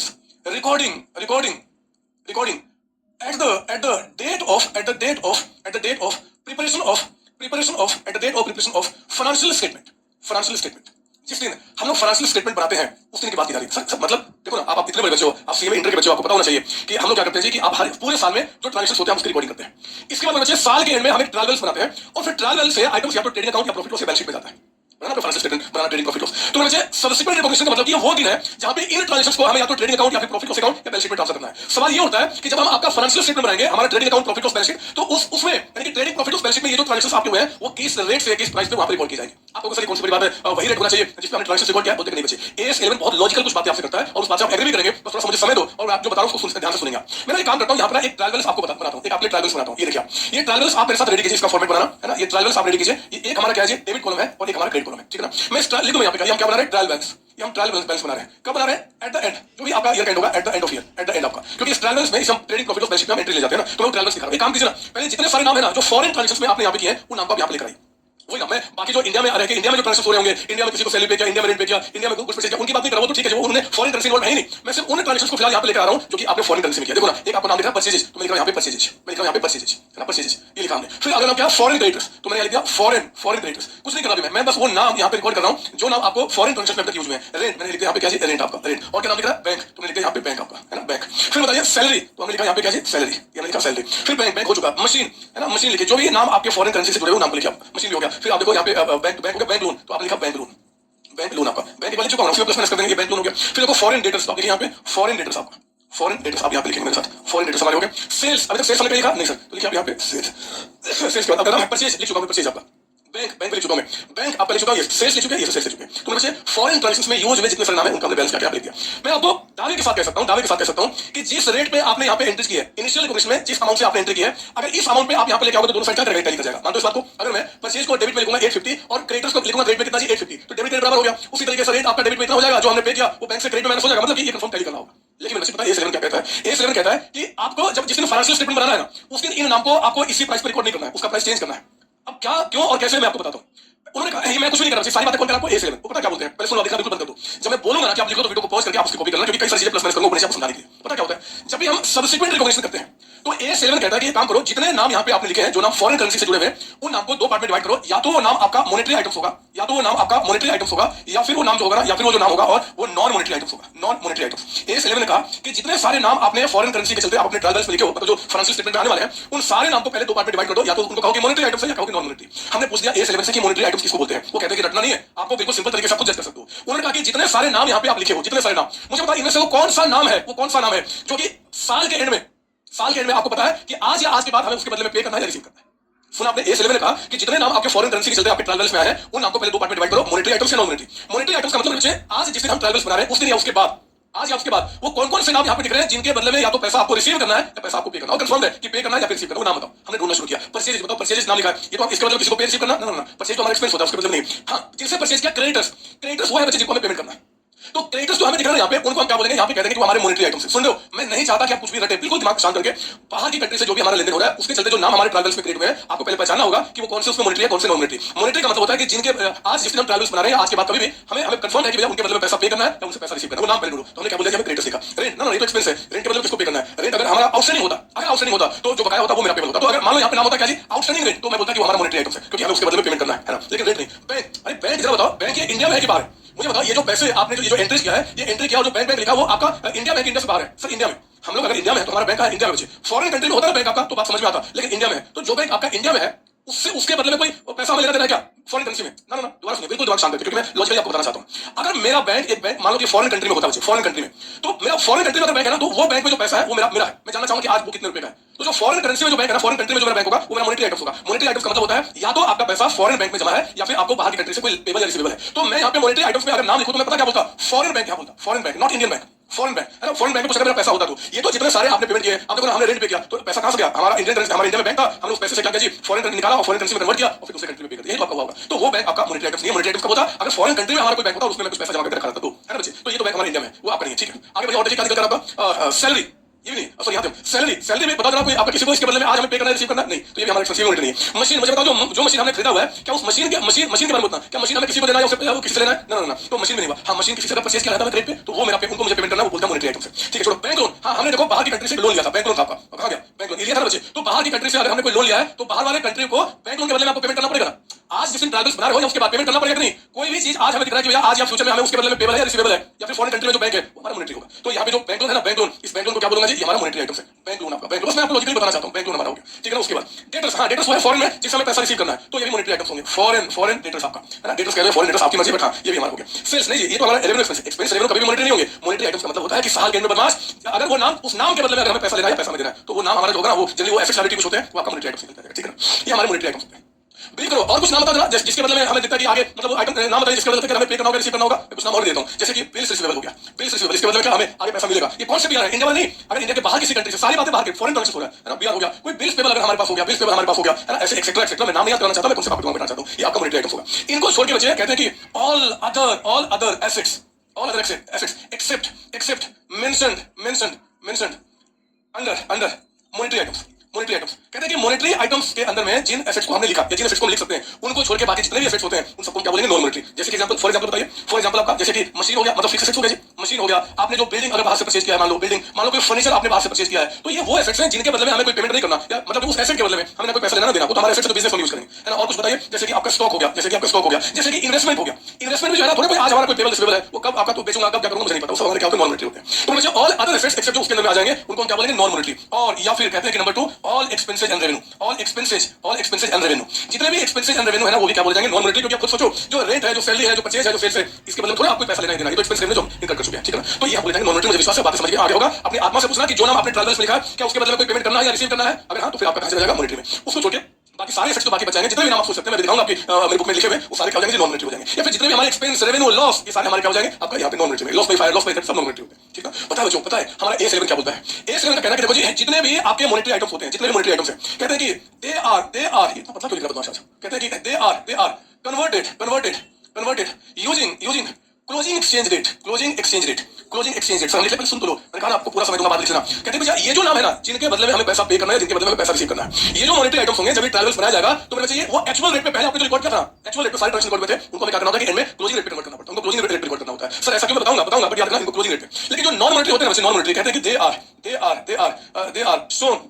shown at their actual transaction rate, है ना। एक्चुअल ट्रांजैक्शन का मतलब क्या? जिस रेट पे आपका हुए थे, है ना, जिसको हम क्या बोलते हैं जी, इसका क्या नाम होता है? आप स्पॉट रेट बोल सकते हैं, लिखा था तुम्हारे को स्पॉट रेट हो जाए, आप बोल दो चाहे हिस्टोरिकल रेट बोल दो, चाहे जो भी, ये एक्चुअल पे आपका मतलब। सर अब देखो आपको कैसे दिमाग में क्लियर होगा। मुझे पहले इनमें से जल्दी से, वो तो मैंने बता दिया, अभी यहाँ मुझे बताइए कि इनमें से कौन-कौन से आइटम मॉनेटरी है, कौन-कौन से नॉन मॉनेटरी। परचेज एक्सपेंस होता है, ये तो नॉन मॉनेटरी है, नॉन मॉनेटरी। और रेट हमारा क्या है जी? नॉन मॉनेटरी है, नॉन मॉनेटरी। बैंक हमारा क्या है? नॉन मॉनेटरी, क्योंकि बैंक इंडिया में है, फॉरेन कंट्री में होता तो मानता है मॉनेटरी आइटम, क्योंकि फिर तो जो बैंक में फॉरेन कंट्री के बैंक में जो पैसा है ना, उस पैसे के बदले में आज अगर उस पैसे को ले लो तो मुझे कितना पैसा मिलेगा वो मुझे जानना होता है। तो वो आपका फॉरेन मॉनेटरी आइटम, इंडिया में है ना, याद रखना इंडियन बैंक है, ये इंडियन बैंक है, कंफ्यूजन मत होना चाहिए। सैलरी हमारा क्या है? Non monetary expense. मशीन हमारा क्या है? Non monetary. आपका बैंक लोन क्या है? Monetary items. क्रेडिटर्स क्या है? Monetary items. डेटर्स क्या है? Monetary items. ये क्या है? Non monetary items. पहले आपको अपने दिमाग में ये बात को क्लासिफाई करना होगा। इसके बाद बच्चे जिन को आपने कहा मॉनेटरी आइटम्स है, उनको क्लोजिंग एक्सचेंज रेट से आपको इसमें कन्वर्ट करना होगा। मुझे बताओ क्वेश्चन में क्लोजिंग एक्सचेंज रेट दिया है, ये सब दिया है, ये देखिए आपका नीचे बता रहा है कि आपका साल के एंड में at the end of year जो क्लोजिंग एक्सचेंज रेट वो कितना बता रहा है? ₹88 $1 का ₹88। तो वैसे 88 के हिसाब से हमें क्या करना होगा? कन्वर्ट करना होगा क्लोजिंग वाले को कैलकुलेटर मेरे पास है, ये देखिए यहाँ पे। अब पहले मॉनेटरी आइटम्स कन्वर्ट कर रहा हूं 88 रेट से। क्रेडिटर्स बताइए, क्रेडिटर्स कितने डॉलर के थे? क्रेडिटर्स को याद रखना, इसको कैसे समझेंगे? क्रेडिटर्स को मुझे बताओ कि फॉरेन करेंसी में आपको कितना पेमेंट करना है। तो क्रेडिटर्स को हमें फॉरेन करेंसी में $10,000 पे करना है। क्रेडिटर्स को कितना पेमेंट करना है? क्योंकि उनको तो पेमेंट हमें करना होगा डॉलर में, और अगर डॉलर में पे करना होगा तो मुझे वो $10,000 अगर आज किसी हम आपका फाइनेंशियल स्टेटमेंट बना रहे हैं, अगर उस दिन आपको डॉलर परचेज करना पड़ा तो हमें किस रेट से मिलेगा जी? 88 के हिसाब से, यानी कि 8,80,000। तो ये जो क्रेडिटर्स है ना, ये क्रेडिटर्स आपके आज कितने हो गए? 8,80,000। देख रहे हो हमने स्टार्टिंग में क्रेडिटर्स कितने क्रेडिट रिकॉर्ड किया था? 850 इनिशियल में, क्योंकि समय नहीं पता क्लोजिंग रेट क्या होगा। लेकिन जब हम फाइनेंशियल स्टेटमेंट बनाते हैं बच्चे, तो ये बहुत ऑब्वियस सी बात है कि आज के हमारे बैलेंस शीट में क्रेडिटर्स को एक्चुअली हमें कितना पेमेंट करना है वो हमें लिखना चाहिए। और हम जानते हैं कि $10,000 अगर हम आज देने जाएंगे तो हमें किस रेट से मिलेगा जी? 88 के हिसाब से मिलेगा। तो 88 के रेट से रिकॉर्ड करना पड़ेगा, ताकि हमें पता रहे कि हमारा जो फाइनेंशियल स्टेटमेंट है उसमें सारे फिक्स्ड की ट्रू वैल्यू दिखाई गई है। लॉजिकली बात याद करेंगे, रटा नहीं आपको मारना, ठीक है ना। उसके बाद ये देखो ना, आपका और क्या दिख रहा है? Bank loan. मुझे बताओ बैंक से लोन आपने कितने $US लिया था? ये देखिए हमने $12,000 लिया था। तो जो $12,000 लिया था, अगर उनको आज मैं पैसा वापस कर दूं या बाद में, तो हमें डॉलर में तो वापस करना होगा। और अगर डॉलर में वापस करना होगा तो मुझे बताओ $12,000 88 के हिसाब से आपको कितने का मिलेगा? तो कहता है कि 10,56,000। ये जो बैंक लोन है ना, वो आपका किस रेट से है? आपका आज उसका कीमत कितनी हो चुकी है? 1056। हमने रिकॉर्ड किस रेट पे पहले क्या था? इनिशियली हमने 1070। लेकिन बच्चे क्योंकि डॉलर का रेट चेंज हो चुका है, इसलिए आज अगर कोई पूछे कि हमें अगर आज ही पेमेंट करना तो मुझे कितना पैसा पे करना होगा, तो इतना पैसा, क्योंकि उतने डॉलर के इतने पैसे हमें देने पड़ेंगे, कर्ज हमारा इतना हो चुका है।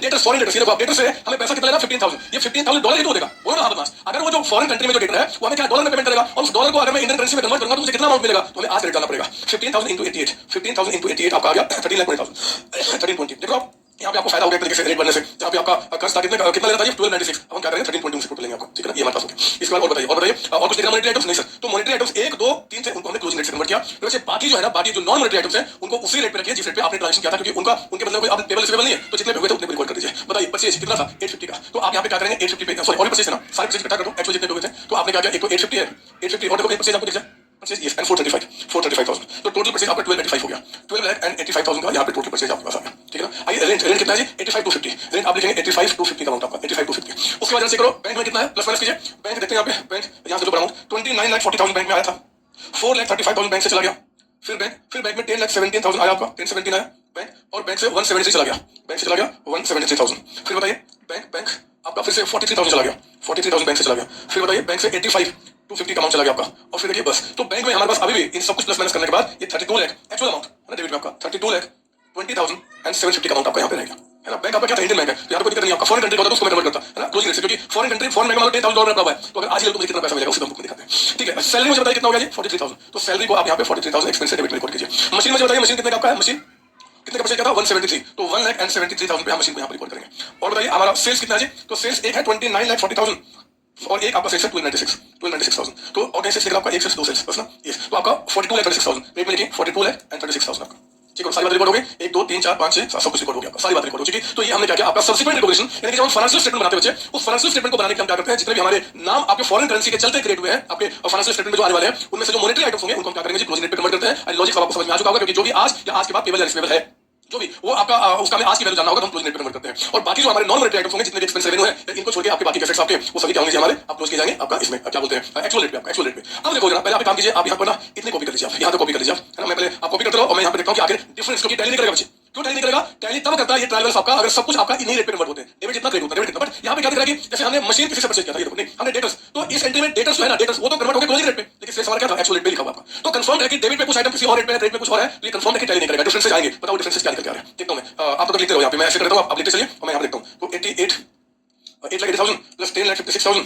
1056 और प्लस आपका 42,36,000 42,36 मेरे हिसाब से ना इसका ये बढ़ाएगा, डेबिट बढ़ाएगा, देखता हूँ 8,80,000 ठीक है, प्लस आपका 10,56,000 प्लस आपका 42,36,000 इधर आ गया, अंदर लिख रहा हूं यहाँ पे 61,72,000, एक बार देखता हूं क्या निकल रहा है 1285, आप लोग लिखते रहो ना 85,250 का अमाउंट प्लस 32,2750 का अमाउंट प्लस 43,000 प्लस 173,000 और प्लस 13,20,000 इधर आ गया बच्चे 61,27,000, हाँ ये बढ़ाया तो देखो 61,72 कुछ प्लस होगा तो देखना 61,72 यहाँ भी आना चाहिए, लेकिन अब देखो इधर का टोटल जो है ना वो आ रहा है 61,27, तो कितने डिफरेंस आ गया 61,27 आया, तो 61,27 को आप माइनस कर दो 61,72,000, तो बच्चे डेबिट में ना आपका 45,000 का यहाँ पे डिफरेंस आ गया। इस डिफरेंस को पता क्या बोला जाएगा, जैसे फॉरेन एक्सचेंज डेबिट में तो हम बोलेंगे क्या जी लॉस, फॉरेन एक्सचेंज लॉस आपका अगर डेबिट में आया तो, और क्रेडिट में आता तो क्या बोलते हैं फॉरेन एक्सचेंज गेन आपका, डेबिट में आपका लॉस क्रेडिट में गेन आपका।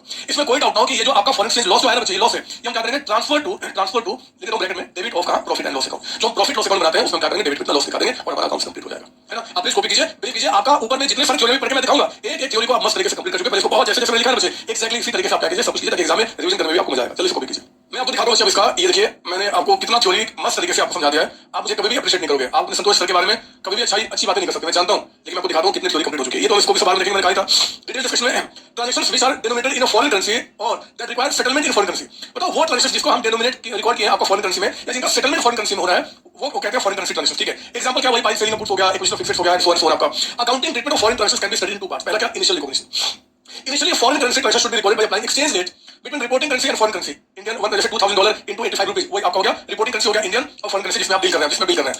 कहता है कि at the date of transaction, जो ट्रांजैक्शन डेट पे रेट होगा उसी हम क्या करेंगे एंट्री पास करेंगे, और वैसे उसी को स्पॉट रेट कहते हैं, हिस्टोरिकल रेट कहते हैं, एक्चुअल रेट कहते हैं, कई सारे नाम आपका, ठीक है ना, ये मैंने बता दिया। ऑलरेडी क्या बाद में फिर आइए सब्सिक्वेंट रिकॉग्निशन, जब भी हम सब्सिक्वेंट रिकॉग्निशन करते हैं it means recording transaction in reporting currency on the date of preparation of financial statement आपका, और इसके लिए क्या करेंगे जितने भी आपका करेंट आइटम्स है फॉरेन करेंसी वाले उनको दो पार्ट में डिवाइड करेंगे, मॉनेटरी और नॉन मॉनेटरी। मॉनेटरी आइटम्स क्या होता है, मनी हेल्ड, जो मनी आपका हेल्ड है, कहां मनी हेल्ड है बैंक में, कौन सा बैंक में, फॉरेन कंट्री के बैंक में, इंडियन कंट्री में तो रुपीस में है, फॉरेन कंट्री में तो are money held and assets liability to be received और पेबल, चाहे उसके बदले पैसा रिसीव करना चाहे पे करना इन फिक्स और determinable amount of money in foreign currency, पैसा रिसीव करना चाहे पे करना है फॉरेन करेंसी में। अगर जो मनी हेल्ड है वो भी क्या फॉरेन करेंसी में, कुछ डॉलर अगर आपके पास मान लो कि आपने रखे हुए या फिर कोई फॉरेन बैंक में कुछ पैसा आपने रखा हुआ है वो हो गया, या फिर जो रिसीव पे करना है। एग्जांपल्स कहता है कि डेटर्स क्रेडिटर्स बैंक, कौन सा बैंक, सॉरी बैंक लोन हो गया, BRBP outstanding expense account income balance in foreign bank, ये सारे क्या बोले जाएंगे मॉनेटरी आइटम्स। कहता है कि monetary items are to be converted at the closing rate, closing rate जो मैंने आपको दिखाया, क्लोजिंग रेट का मतलब क्या होता है exchange rate at the balance sheet date, जिसका बैलेंस शीट बनाते हैं उसका जो रेट आपका होता है। नॉन मॉनेटरी आइटम्स कहता है कि are expenses revenue and assets other than monetary items, इनको छोड़ के बाकी जितने भी आ जाएंगे, फिक्स्ड हो गया, इन्वेंटरीज हो गया, इन्वेस्टमेंट हो गया, इन्वेस्टमेंट भी क्योंकि आपने जो पैसा का इन्वेस्ट किया पता नहीं कब उस इन्वेस्टमेंट को तोड़ोगे, कब आपका रिसीव पेबल होगा ये कंफर्म नहीं है, इसलिए इन्वेस्टमेंट शॉर्ट टर्म चाहे लॉन्ग टर्म सभी बोलते हैं नॉन मॉनेटरी। और कहते हैं कि ये जो आपके नॉन मॉनेटरी आइटम्स होते हैं उनका कन्वर्जन क्या होगा जी आपका हिस्टोरिकल कॉस्ट पे, यानी कि एक्चुअल रेट से जो मैंने आपको बता दिया, ना यहाँ पे दो छोटे से आपके इंस्टीट्यूट ने आपको एक फायदा दिया हुआ है। इंस्टीट्यूट नेम आपके A11 है, पता क्या बोले हैं? ये तो बात आपको समझ में आ रही होगी। उन्होंने दो बातें कही हैं कि देखो सब्सिक्वेंट रिकॉग्निशन करते समय आपका सॉरी कहां गया इनिशियल, यहाँ पे इनिशियल रिकॉग्निशन करते समय आप हमेशा एंट्री क्या करोगे ऑन ट्रांजैक्शन डेट पे, आपका जो रेट होगा उसी के हिसाब से। और उन्होंने कहा कि मान लो कोई फॉरेन करेंसी में आप ट्रांजैक्शन कर रहे हो, फ्रीक्वेंटली कर रहे हो, जैसे कि बार-बार परचेज करना या बार-बार सेल करना या बार-बार रेंट पे करना, बार-बार सैलरी पे करना, कोई भी ऐसा एक्सपेंस है जो फ्रीक्वेंट बेसिस पे होता है। वो कहते हैं कि आप चाहो ना, जैसे कि मान लो आपने एक वीक में या एक महीने में आपने 10 बार परचेज किया या 20 बार आपने सेल किया, तो अगर आप चाहो या तो एक्चुअल रेट ले लीजिए या फिर चाहे कि जहां पे ट्रांजैक्शन फ्रीक्वेंटली होते हैं आप उनके एवरेज रेट भी ले सकते हो। सर एवरेज रेट का मतलब क्या होता है? जो रेट लगभग आपका पूरे पीरियड में आपका मेंशन था, मतलब कि वो आपका समझ लो आज परचेज किया, कल परचेज किया, परसों परचेज किया, तरसों परचेज किया, और हम लोग क्या करते हैं जब 10 दिन 15 दिन एक महीने का परचेज होता है उसके हम एक एंट्री पास करते हैं। तो आपने क्या करना फिर किस रेट से मैं कन्वर्ट करूंगा, रिकॉर्ड करूंगा, तो कहते हैं कि आप उस केस में चाहो तो एवरेज रेट से भी कन्वर्ट कर उसको रिकॉर्ड कर सकते हो। देखो ना इनिशियल जो रिकॉग्निशन होगा, इनिशियल जब ट्रांजैक्शन हुआ था तो डेट ऑफ जो ट्रांजैक्शन रेट होगा उससे कन्वर्ट कीजिए। पर उन्होंने कहा कि no, alternatively average rate for week और मंथ भी आप ले सकते हैं अगर कोई फ्लक्चुएशन नहीं है और आप मतलब कि एक ही बार 10 बार ट्रांजैक्शन की एक एंट्री करना चाहते हैं, वो आपकी मर्जी है। समझ में बात ना? तो हमारे पास क्या निकल के आया कि जो भी आपका इनिशियल सुनिए ध्यान से, इनिशियल रिकॉग्निशन जो होगा हम उसकी एंट्री क्या करेंगे ट्रांजैक्शन डेट पे जो रेट होगा उसी से करेंगे। लेकिन A11 ने कहा कि कुछ चीजें जो बार-बार आप करते हो तो आप और बार-बार का एक एंट्री पास करते हो मतलब क्लब करके, तो आप उसके लिए उस पीरियड का एवरेज रेट भी ले सकते हो, है ना? वो रेट जो कि ज्यादा आपके हाई ना हो, वो आप एग्जाम में एवरेज अप्लाई करना होगा तो किस रेट से करना आपको कुछ में दिया रहेगा, चिंता नहीं करना। ये बात बता दी। सब्सिक्वेंट रिकॉग्निशन में क्या देखा? पहले मॉनेटरी नॉन मॉनेटरी में क्लासिफाई किया। मॉनेटरी आइटम्स जो होंगे वो हमेशा क्लोजिंग रेट से होंगे जी। नॉन मॉनेटरी जो आइटम्स होंगे बच्चे उनको क्या करेंगे हिस्टोरिकल यानी कि एक्चुअल रेट जो था उसे कन्वर्ट करेंगे। लेकिन कहते हैं कि नॉन मॉनेटरी आइटम्स में मान लो कुछ ऐसे आइटम्स हैं जो साल के एंड में हमने रिकॉर्ड किया फेयर वैल्यू पे, साल के एंड में हमने रिकॉर्ड किया फेयर वैल्यू पे। मैं आपको बता सकता हूं जैसे कि साल के एंड में मान लो कि आपने क्या किया जी, जो इन्वेंटरी स्टॉक आपका स्टॉक को मेजर करते हैं कॉस्ट प्राइस और नेट रियलाइजेबल वैल्यू, उसकी जो फेयर वैल्यू इज लोअर। तो अगर इन्वेंटरी को कॉस्ट पे दिखाया तो कोई दिक्कत नहीं है, लेकिन अगर उसको फेयर वैल्यू पे दिखाओ तो कहते हैं कि उस केस में जिस दिन आपने उसका फेयर वैल्यू निकाला, जिस दिन उसका फेयर वैल्यू निकाला उस दिन जो रेट होगा उससे कन्वर्ट किया जाएगा। कैसे मैं भी क्वेश्चन आपको दिखाऊंगा। मान लो जैसे कि इन्वेस्टमेंट है, इन्वेस्टमेंट हमारा क्या होता है जी नॉन मॉनेटरी होता है, लेकिन आपको पता होना चाहिए कि आपने पता क्या सिलेबस नहीं है। A13 में बच्चे जो इन्वेस्टमेंट को डील करता हूं कहता है कि जो आपका करंट इन्वेस्टमेंट होगा ना, करंट इन्वेस्टमेंट को हम बैलेंस शीट में दिखाते हैं कॉस्ट प्राइस और fair value which is lower.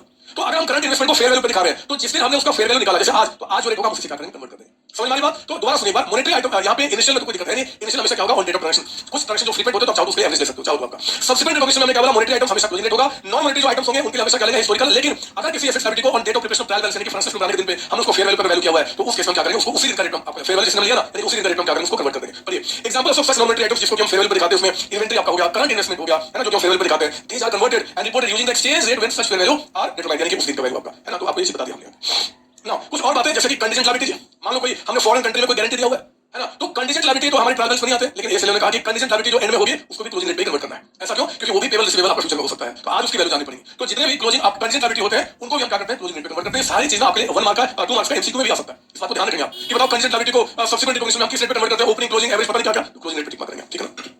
और जो भी आपका एक्सचेंज फ्लक्चुएशन गेन या लॉस जो आएगा इसमें जो हमने दिखाया ट्रायल बैलेंस में, तो वो क्या होगा जी हम उस साल के will transfer to the profit loss account of that year, उस साल के प्रॉफिट लॉस में ट्रांसफर कर देंगे। मैंने आपको दिखाया था इस क्वेश्चन को सॉल्व करते हुए कि जो भी एक्सचेंज डिफरेंस आएगा उसको हम क्या करेंगे प्रॉफिट लॉस में ट्रांसफर कर देंगे। ये देखिए आपका था ना ये प्रॉफिट लॉस। एक काम करें प्रोसेस को पूरा नाम दे दें, ये ना फॉरेन एक्सचेंज डिफरेंस कहा जाता है। इसको देखो यहाँ पे इसको हमने लिखा था ना, ये फॉरेन एक्सचेंज डिफरेंस लिख दीजिए आप, डिफरेंस यहाँ पे डिफरेंस ऑटोमेटिकली अगर डिफरेंस आपका डेबिट में आया तो कहां चला जाएगा आपका debit of profit loss account में।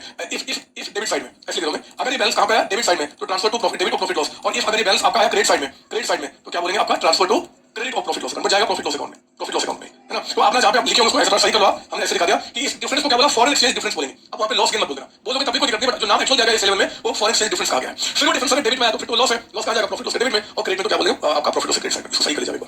चलो ना, मुझे पूरा विश्वास है मेरे बच्चे, अब आपको यहाँ तक की बातें क्लियर हो चुकी होंगी। मैंने क्वेश्चन नंबर खासकर आपको इसलिए बनाया था ताकि बात आपके दिमाग में बैठ जाए, यहाँ तक की बातें आपकी कंप्लीट हो चुकी है, कहीं तो कोई दिक्कत नहीं आपको, ठीक है। अब ये इसके बाद क्वेश्चन 1 के बाद आपका यहाँ पे क्वेश्चन नंबर 2 आपका मेरे साथ देखेंगे यहाँ पे। सर ये नोट क्या है, ये नोट अभी जो नहीं बताया वो भी लेटर ऑन है, मतलब इसको मैं अलग से भी बताऊंगा आपको समझाने के लिए। लेटर ऑन अभी आपका क्वेश्चन नंबर 2 पे आइए। कहता है ये हमारे एग्जाम में बच्चे 2015 में 3 मार्क्स का क्वेश्चन आपका आया हुआ है, ये मैं देखते हैं क्वेश्चन क्या बताता है। कहता है कि AD Softex India limited import certain stock, हमने इंपोर्ट किया मतलब परचेज किया कितने जी $6,000 का on 15 August 2025 at which date जो एक्सचेंज रेट था आपका 86 रुपीस पर डॉलर था। मैंने रेट सब और चेंज किया बाकी सब ठीक है। The payment was made on 31 मार्च 26, आपने इसका क्या किया 31 मार्च 26 को पेमेंट कर दिया, है ना। एक्सचेंज रेट इज उस दिन पे जब आपने पेमेंट किया था उस दिन पे रेट क्या था 87 रुपीस 13 पैसे पर डॉलर। स्टॉक इन हैंड में आपका बचा हुआ है, मतलब जो आपने $6,00,000 का परचेज किया था वो अभी तक आपके एंड में है, आपके एंड में पड़ा हुआ है। Make entries and calculate value of stock at the end of it, तो आपसे एंट्रीज पूछ रहा है और स्टॉक की वैल्यू पूछ रहा है कि एंड में कितने का आपका होगा, है ना। तो सेकंड का सॉल्यूशन मैं कहां करूं, आप मुझे थोड़ा सा समय दें तो मैंने इसको मिटा के आता हूं या फिर मैं यहाँ करता हूँ, मुझे मिटाना नहीं, एक क्वेश्चन याद कर देता हूँ, ठीक है ना। चलिए आप ना मेरे साथ कर रहे हैं सॉल्यूशन ऑफ क्वेश्चन नंबर 2 आपका, तो लिखिए आप मेरे साथ यहाँ पे सॉल्यूशन कर रहे हैं क्वेश्चन नंबर 2 का। एक मिनट मोटा कर दो इसको मैं, लिखिए आप सॉल्यूशन कर रहे हैं सॉल्यूशन ऑफ क्वेश्चन नंबर 2, ठीक है। और आप ना पहले क्वेश्चन की सारी बातों को एक डायग्राम पे लिख रही है। मेरी आदत है जब भी क्वेश्चन में डेट्स होते तो मैं डायग्राम पे चीजें लिखता हूँ। क्या बता रहा है क्वेश्चन नंबर 2 में, देखिए यहाँ पे कहता है कि AD software import certain goods आपका 15 अगस्त 2025 को। यहाँ कई बच्चे कहता है कि 15 अगस्त 2025 को हमने क्या किया, परचेज किया। इंपोर्ट का मतलब क्या, परचेज किया हमने यहाँ पे, परचेज किया, ठीक है। फिर कहता है जब परचेज किया था $6,000 का, उसमें रेट जो था बच्चे वो कहता है कि ₹86 था पर डॉलर आपका, $1 आपका ₹86 का था। कहता है कि आपका पेमेंट मेड ऑन 31 मार्च 26, इसका पेमेंट हमने 31 मार्च 2026 को हमने पेमेंट कर दिया, यानी कि जिनसे परचेज किया था उनका पेमेंट हमने क्या किया, यहाँ पे किया, पेमेंट यहाँ पे किया। और कहता है कि calculate value of stock, stock तो बाद में देख लेंगे, क्लोजिंग स्टॉक एंड में आपका 31 मार्च 26 को, यानी कि साल का एंड है, यहाँ पे स्टॉक भी बचा हुआ है। कहता है कि आप पहले एंट्रीज पास कीजिए। अब आप एंट्रीज कर सकते हैं, लिखिए मेरे साथ यहाँ पे 15 अगस्त 2025 की एंट्री बताइए क्या निकल आएगा। परचेज किया ना, तो हमने क्या बोलना है, purchases account limited, purchases account limited, initially commission होगा आपका, और purchase account limited and to foreign creditors या क्रेडिटर्स कुछ भी लिख सकते हैं आप, फॉरेन क्रेडिटर्स या क्रेडिटर्स। मुझे बताओ जिस दिन आपका ट्रांजैक्शन हो रहा है, ये ट्रांजैक्शन आपका हो रहा है, उस दिन पर रिकॉर्डिंग क्या होगा, हिस्टोरिकल रेट, किस रेट पे ट्रांजैक्शन आपके हुए हैं। तो हम लोगों ने यहाँ पे $6 लाख का परचेज किया और रेट आपका आज था जी ₹86। मुझे बताइए कितना निकल के आ गया। तो 6 लाख इंटू आपका 86, ये आ गया कितना, 5 करोड़ एंड 16 लाख रुपीज का अमाउंट आपका, 516 आपका यहाँ निकल गया, ठीक है ना। और 5 करोड़ एंड 16 लाख का हमने ये एंट्री कर दिया परचेज करने का, कोई डाउट उसमें नहीं है। फिर वैसे 31 2026 को हमने क्या किया, पेमेंट किया, ये भी क्या, इनिशियल कमीशन। जब हम ट्रायल बैलेंस में जब लिखेंगे ना कि कौन सा नाम आगे क्रेडिट प्रॉफिट और बैलेंस शीट में जाएगा, वो हमारा सब्सिक्वेंट में होता है। तो हमने परचेज किया, यहाँ पेमेंट यहाँ जाके कहीं पेमेंट करने, तो पेमेंट करने की एंट्री कीजिए। जब पेमेंट करोगे ना, तो एक तो फॉरेन क्रेडिटर्स हमारे क्या हो जाएंगे, यहाँ पे आपके हट जाएंगे, फॉरेन क्रेडिटर्स हमारे पास आ जाएंगे। और हमने पेमेंट किया तो गैप छोड़ के हम क्या बोलेंगे, टू बैंक अकाउंट। यहाँ समझने वाली बात है, जरा मुझे बताइए कि क्रेडिटर्स हमारे पास बुक में कितने का दिख रहा था, 5 करोड़ एंड 16 लाख का। तो 5 करोड़ एंड 16 लाख से आप क्या कीजिए, क्रेडिटर्स को हटा दीजिए, पेमेंट कर दिया हमने उसको।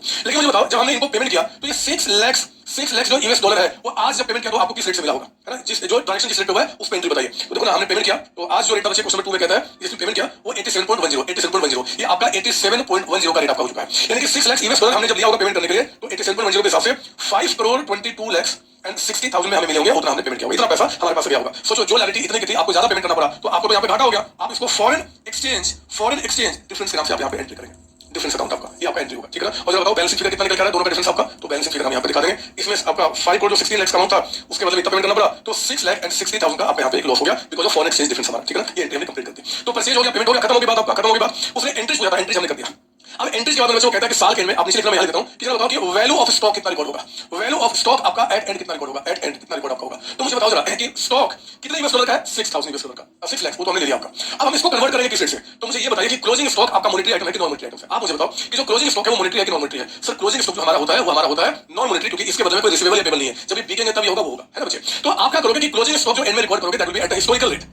अब मुझे बताओ हिस्टोरिकल रेट यानी कि जो इसको हमने परचेज किया था वो रेट क्या था आपका 86, तो आप इसको 86 के हिसाब से मुझे बताओ कितने पे रिकॉर्ड करोगे। 6 लाख इसी पे रिकॉर्ड हो जाएगा जितने हमने परचेज किया था, यानी कि 5 करोड़ एंड 16 लाख रुपीस का अमाउंट आपका, एंड क्वेश्चन खत्म हो गया। समझना होगा आपको एंड में, जब हम क्लोजिंग स्टॉक की वैल्यू कर रहे हैं तो ये हो गया एंड में। और एंड में क्या कहते हैं, जो इन्वेंटरी हमारा होता है, क्लोजिंग इन्वेंटरी जो होता है वो हमारा क्या होता है जी, वो आपका मॉनेटरी है कि नॉन मॉनेटरी है, मॉनेटरी नहीं, क्योंकि इसका मतलब कोई रिसीवेबल पेबल नहीं है अभी हमारा, तो हमारा नॉन मॉनेटरी हो जाएगा। नॉन मॉनेटरी अगर हो जाता है तो हमारे पास क्या है, हम उसको हिस्टोरिकल कॉस्ट यानी कि जितने पे परचेज किए थे उतने पे दिखाते हैं। अगर ये क्लोजिंग स्टॉक आज फेयर वैल्यू पे वैल्यू क्या कह रहा था आज, तो आज जो रेट होता है क्लोजिंग हम उसको दिखाते हैं, इस बात को जानते हैं, ज्यादा बताने कोई मतलब नहीं बनता। तो प्लीज कॉपी कीजिए, सोल्यूशन क्वेश्चन 2 भी दिखा दिया, ठीक है ना। अब आओ ना जरा इसी से जुड़ा कुछ और बातें मैं आपसे कर लूं, कुछ और प्यारे प्यारे क्वेश्चन मैंने आपके बना के रखे हुए, एक बार देखते हैं।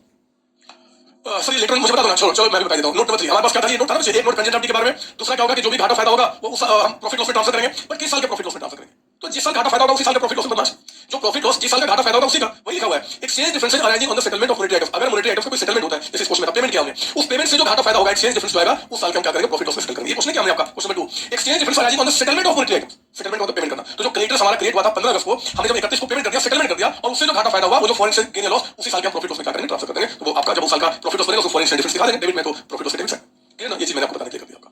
चलिए एक क्वेश्चन और देखिए, आपके आपका आपके एग्जाम में आएगा क्वेश्चन आपका है, कहता है कि Elms limited obtains a long term foreign exchange loan of 20 lakh US dollar on 2 September 2025। उस समय कहता है कि एक्सचेंज रेट आपका जो था वो कहता है कि 44 रुपीस 50 पैसे, ऐसे बहुत महंगा है लेकिन जो रेट दिया कोई बात नहीं। कहता है कि 31 मार्च 26 को यानी कि एंड में एक्सचेंज रेट आपका इतना हो चुका है, बोलता है कि शो स्टेटमेंट, इसका ट्रीटमेंट बताइए। तो ट्रीटमेंट क्या बताना है मुझे बताओ। अगर आप ट्रीटमेंट जब पूछते हैं तो सिंपली हम क्या बोलेंगे जी, आइए मैं इसका ट्रीटमेंट दिखाता हूं। थर्ड का मैं इसको निकाल दूं क्या, थर्ड का ये निकाल देता हूं, क्योंकि आप ये तो ऑलरेडी सोल्यूशन आपके पास है ही, मैं इसको क्यों रखूं, और थर्ड को मैं आपको करके दिखाता हूं। अगर आप समझ तो मैंने इन सबको मिटा के एक सेकंड में आता हूं ताकि बीच में हमारा कंट्रीब्यूट करना हो। हाँ जी आइए थर्ड क्वेश्चन का आंसर करेंगे हम लोग यहाँ पे, और मैं सोचता हूँ कि थर्ड आंसर ऊपर करके दिखाऊं। क्वेश्चन आप अपने ऊपर देखो ना, आप वेट करोगे, मैं भी आपको क्वेश्चन दिखाऊंगा। मैं सोल्यूशन करा रहा हूँ क्वेश्चन 3 का। कहता है कि Elms limited obtains a long term loan, है ना, सेकंड को उस समय लोन कितने का था ये, तो आपको बताना है कि क्योंकि उसने एंट्रीज ने पूछा है कि लोन लिखिए आप यहाँ पे, लोन एट इनिशियल रिकॉग्निशन या वैल्यू ऑफ लोन कर दीजिए, अच्छा लगेगा यहाँ पे, value of loan recorded on initial recognition. बताओ वो कितने पे रिकॉर्ड किया गया होगा, रिकॉग्निशन इनिशियल रिकॉग्निशन पे एंट्री कितने का होगा। तो हम लोगों ने लोन लिया है 20 लाख यूएस डॉलर का, 20 लाख यूएस डॉलर को हम लोगों ने मल्टीप्लाई किया होगा कितने से जी, आपका रेट था बच्चे उस समय कहता है कि 44 रुपीस 50 पैसे, तो 44 रुपीस 50 पैसे इस रेट से हमने रिकॉर्ड किया होगा। बताओ कितने पे आपका 20 लाख को 44 रुपीस 50 पैसे से अगर हमने रिकॉर्ड किया तो रुपीस 89 लाख पे, 89 लाख ना सॉरी 8 करोड़ 90 लाख पे आपने लोन को आपने क्या किया रिकॉर्ड किया होगा। कहते हैं कि value of loan at balance sheet date, जो बैलेंस शीट डेट होगा यानी कि सब्सिक्वेंट रिकॉग्निशन में, अब देखो उसका जो एक्सचेंज रेट है बच्चे ये आपका हो चुका है 47 रुपीस 40 पैसे। तो आपने क्या करना है, ये आपका 20 लाख 20 लाख इंटू 47 रुपीज 40 पैसे के हिसाब से आप इसको रिकॉर्ड करेंगे। तो मुझे बता देना कि 20 लाख इंटू 47.40 कैरेट निकल के आ गया 94,80,000। ये आ गया इसकी वैल्यू 9 करोड़ एंड 48 लाख, इतनी वैल्यू हो गई है ना। मॉनिटरी आइटम से ना, जब मॉनिटरी आइटम से तो उसकी वैल्यू क्या करेंगे आप, पेन में चेंज करते हैं। मुझे बताओ कितने से वैल्यू बढ़ गया आपका 58 लाख से लोन लायबिलिटी की वैल्यू बढ़ गई, लायबिलिटी ज्यादा पे करना होगा। तो मुझे बताओ ये फॉरेन, ये आपका फॉरेन एक्सचेंज डिफरेंस ये क्या निकल गया, डिफरेंस ये लॉस निकल गया, लॉस। और इसको हम क्या करते हैं, it is debited to profit loss account, है ना। प्रॉफिट लॉस में हम क्या करेंगे, इसको डेबिट कर देंगे। वेरी सिंपल, कोई दिक्कत नहीं आपका, अरे कोई दिक्कत नहीं बदमाश। तो इस तरीके से हमने क्या किया, सोल्यूशन दिखा दिया। एग्जाम में अगर question 58 lakh rupees profit loss में डेबिट किया जाता है। इनिशियली अगर एंट्रीज पूछता है, अगर एंट्रीज मैं आपको दिखा देता हूं, ऐसे एंट्रीज पूछा नहीं है। अगर मान लो इसी क्वेश्चन में कहता है कि भैया आप जनरल एंट्रीज का दिखाइए, तो चलो बताओ जनरल एंट्रीज में आप क्या करते जी। तो पहले आपने लोन लिया था कब, 2 सितंबर को। 2 सितंबर 2025 को आप जो लोन लिए तो एंट्री होता हमारा बैंक बढ़ गया, bank account debited and to bank loan. अगर एंट्रीज पूछता तो, है ना, बैंक लोन अकाउंट। तो मुझे बताओ ये एंट्री कितने से हो गया, 8 करोड़ एंड 90 लाख रुपए से आपने एंट्री पास किया। 8 करोड़ एंड 90 लाख से आपने एंट्री पास किया, ठीक है ना। 2 सितंबर को ये आपका एंट्री हुआ, 2 सितंबर को, ठीक है। और बैलेंस शीट डेट यानी कि 31 मार्च 2026 को हम क्या करते हैं, क्योंकि लोन बढ़ गया बच्चे, लोन की लायबिलिटी बढ़ गई है, तो धनना लोन को हमें क्या करना होगा, बढ़ाना होगा। तो to bank loan account, to bank loan account. मुझे बताओ ये लोन की लायबिलिटी कितने से बढ़ जाएगी, 58 लाख। आज हमें उसको 58 लाख से लायबिलिटी बढ़ाना होगा, क्योंकि रेट चेंज हो चुका है। और इस घाटे को हम क्या बोलते हैं यहाँ पे, फॉरेन एक्सचेंज डिफरेंस अकाउंट आप, है ना। ये एंट्री हम क्या करते हैं, दिखाते हैं आपका 58 लाख का, है ना। तो जो बैलेंस शीट बनता है उसमें लायबिलिटी ये प्लस ये चला जाता, ये आपका लॉस निकल गया। और इस लॉस को हम 31 मार्च 2026 को क्या करते हैं, अपने प्रॉफिट लॉस अकाउंट में डेबिट कर देते हैं। तो प्रॉफिट लॉस अकाउंट आप डेबिटेड एंड टू आप क्या बोलेंगे, फॉरेन एक्सचेंज डिफरेंस अकाउंट। अगर आपसे एंट्री पूछता है तो एंट्री वाइज दिखा दीजिए, और नहीं तो फिर कोई बात नहीं, आप उसको जैसे ऊपर लिखा वैसे किसी और अच्छे लैंग्वेज में आप उसको दिखा सकते हैं, कोई दिक्कत नहीं है। तो ये क्वेश्चन कंप्लीट हो गया। अब इसको कीजिए, जो भी एग्जाम में क्वेश्चन बन सकते हैं, जो भी आए हैं उन सारी बातों को बता रहा हूं, जो थ्योरी बन सकता है सभी बातों का क्वेश्चन बता रहा हूं। क्वेश्चन 3 हमारा कंप्लीट हो गया। अब देखो ये क्वेश्चन आपका है, क्वेश्चन 4 इसकी कॉपी कर लो, नहीं किया आपने तो इसे कॉपी कर लीजिए, मैंने दे दिया आपको। अब इसके बाद 4th क्वेश्चन पे आप आइए। 4th क्वेश्चन ये आपको, ये बहुत बड़ा क्वेश्चन है, एग्जाम में आ गया तो फ्री के मार्क्स है, बट बिलीव कीजिए 4th क्वेश्चन का आंसर सारे बच्चे कर ले, ऐसा नहीं हो सकता। पता 4th बच्चों का आंसर कौन कर पाएगा, गेस कर सकते हो आप गेस कर सकते हो बच्चे कि 4th क्वेश्चन एग्जाम में आ जाए तो इसका आंसर कौन कर सकता है। अगर आप गेस कर सकते हो मेरे बताने के पहले, तो आप ना एक बार डाउट सेशन टाइप में मुझे भेज देना, वो कौन बच्चा है जो 4th क्वेश्चन आंसर कर सकता है पूरे इंडिया में, है ना। आपको अगर विश्वास है मेरे आंसर करने के पहले, तो आइए ना 4th क्वेश्चन देखते हैं क्या बता रहा है। पढ़िए मेरे साथ। कहता है 4th में, A Limited and Indian company took a foreign currency loan of 5 lakhs US dollar at a rate of 10% per annum on 1st of 2026. Interest is payable half yearly with an installment for the principal of 50,000. मतलब कि interest होगा आधे साल पे पे करना है, और जो प्रिंसिपल है ना 5 लाख उसको भी 50,000 करके हमें पेमेंट करना है। Company closes books of accounts on 31 March every year, हर साल के 31 मार्च क्लोज करते हैं। और एक्सचेंज रेट कहता है कि आपका 1st को 31 मार्च को 30th 6 31st 12 31 मार्च 2027 को प्रिपेयर लोन अकाउंट, आपसे लोन अकाउंट बोला बनाने के लिए। Calculate exchange differences loss again for the financial year ending on 31 March 26 and 31 मार्च 27, यानी कि 2 साल की आपकी अकाउंटिंग पूछ रहा है, 2 साल की अकाउंटिंग, है ना। तो आइए ना मैं इसको दिखाता हूं कैसे सॉल्व किया जाएगा। चलिए 4th को मैंने यहां पे छोटा किया और मैं इसका सॉल्यूशन आपको यहां पे दिखाता हूं। आप पहले मेरे साथ क्या करेंगे, सॉल्यूशन क्वेश्चन 4 मेरा फोन कैसे ऑन रहेगा, ठीक है। तो आप मेरे साथ आइए ना, सॉल्यूशन करेंगे आप क्वेश्चन 4 का। और आप पहले एक डायग्राम बना के इन सारी बातों को लिखने की कोशिश कीजिए, बिना डायग्राम के ऐसे क्वेश्चन करना मूर्खता होती है, याद रखना। तो लोन हमने कब लिया था, 1st 2026 को, इस दिन पे हमने लोन लिया था। ये हमने क्या किया था जी, लोन लिया था यहाँ पे, ठीक है। कहता है कि आप जो इस लोन का पेमेंट करोगे, लोन का जो पेमेंट होगा वो आपका कहां गया, interest is payable half yearly with instalment of principal. इतना जो लोन होगा ना 50,000 करके क्या करोगे आप, हाफ ईयरली वापस करोगे। तो मुझे 31 मार्च 2027 तक अकाउंट करना है। तो आप मुझे बताओ पहला लोन का पेमेंट कब होगा। पहला होगा 30th 6 2026 को पेमेंट आपका, ठीक है ना। दूसरा पेमेंट कब होगा जी, दूसरा पेमेंट आपका 31 मार्च 30th 6 सॉरी माफ कीजिए, जो सेकंड पेमेंट करेंगे आप यहाँ पे 6 महीने पहले, तो आपका जो सेकंड पेमेंट होगा वो 12 लिखा बदमाश, 30 लिखो ना, 31st 12 एंड 2026 को सेकंड पेमेंट होगा। और जो तीसरा इंस्टॉलमेंट आप पे करेंगे, तीसरा इंस्टॉलमेंट वो 30th 6 2027 को पेमेंट होगा। हमें जो अकाउंटिंग करना है वो 31 मार्च 27 तक, ठीक है। एक तो हमारा ये काम हो गया। इसके बाद हमें इसमें आइडेंटिफाई करना होगा कि हमारा ईयर एंडिंग कब हो रहा है, ईयर एंडिंग ये तो हमारा हो गया इंस्टॉलमेंट जो पे हो रहा है, तो में ये आपका क्या है, इंस्टॉलमेंट पेड। हमने इंस्टॉलमेंट पे किया, यहाँ पे इंस्टॉलमेंट पे किया, और ये हमारा रहा जी इंस्टॉलमेंट हमने पे किया, इंस्टॉलमेंट पे किया। अब मुझे बताओ ईयर एंडिंग कब हो रहा है। तो एक ईयर एंडिंग होगा यहाँ पे आपका 31 मार्च 2026 को ईयर एंड, एक हमारा ये होगा। और एक हमारा होगा आपका 31 मार्च 27, यानी कि यहाँ पे 31 मार्च 2027 को ये हमारा ईयर एंड। तो एक्चुअली हमें क्या करना, बस ये 2 साल की अकाउंटिंग करना है, इसके बाद किसी चीज से हमें कोई मतलब नहीं बनता, ठीक है ना। और वो क्या बोल रहे हैं, सिर्फ लोन अकाउंट बनाने के लिए। आइए ना मैं आपके लिए बनाता हूँ यहाँ पे बैंक लोन, क्या नाम था लोन का नाम, बस फॉरेन लोन अकाउंट, नाम नहीं बता रहा है। तो फॉरेन बैंक लोन अकाउंट, मान लो बैंक से आपने लोन लिया है, आप लोन अकाउंट लिख सकते हो, कोई दिक्कत नहीं है, मैं वो बना रहा हूँ, ठीक है ना। ये देखिए आप, ये रहा हमारा अकाउंट, ये रहा बच्चे हमारा अकाउंट, है ना। सिर्फ आपको एक सेकंड का नॉलेज करना चाहता हूँ, कुछ भी नहीं। 1st 2026 को जब आपने लोन लिया तो हमारी लायबिलिटी बढ़ गई आपका, है ना। क्या बोलेंगे, bank account debited to bank loan account. तो बैंक लोन में क्या बोलेंगे, बाय बैंक अकाउंट।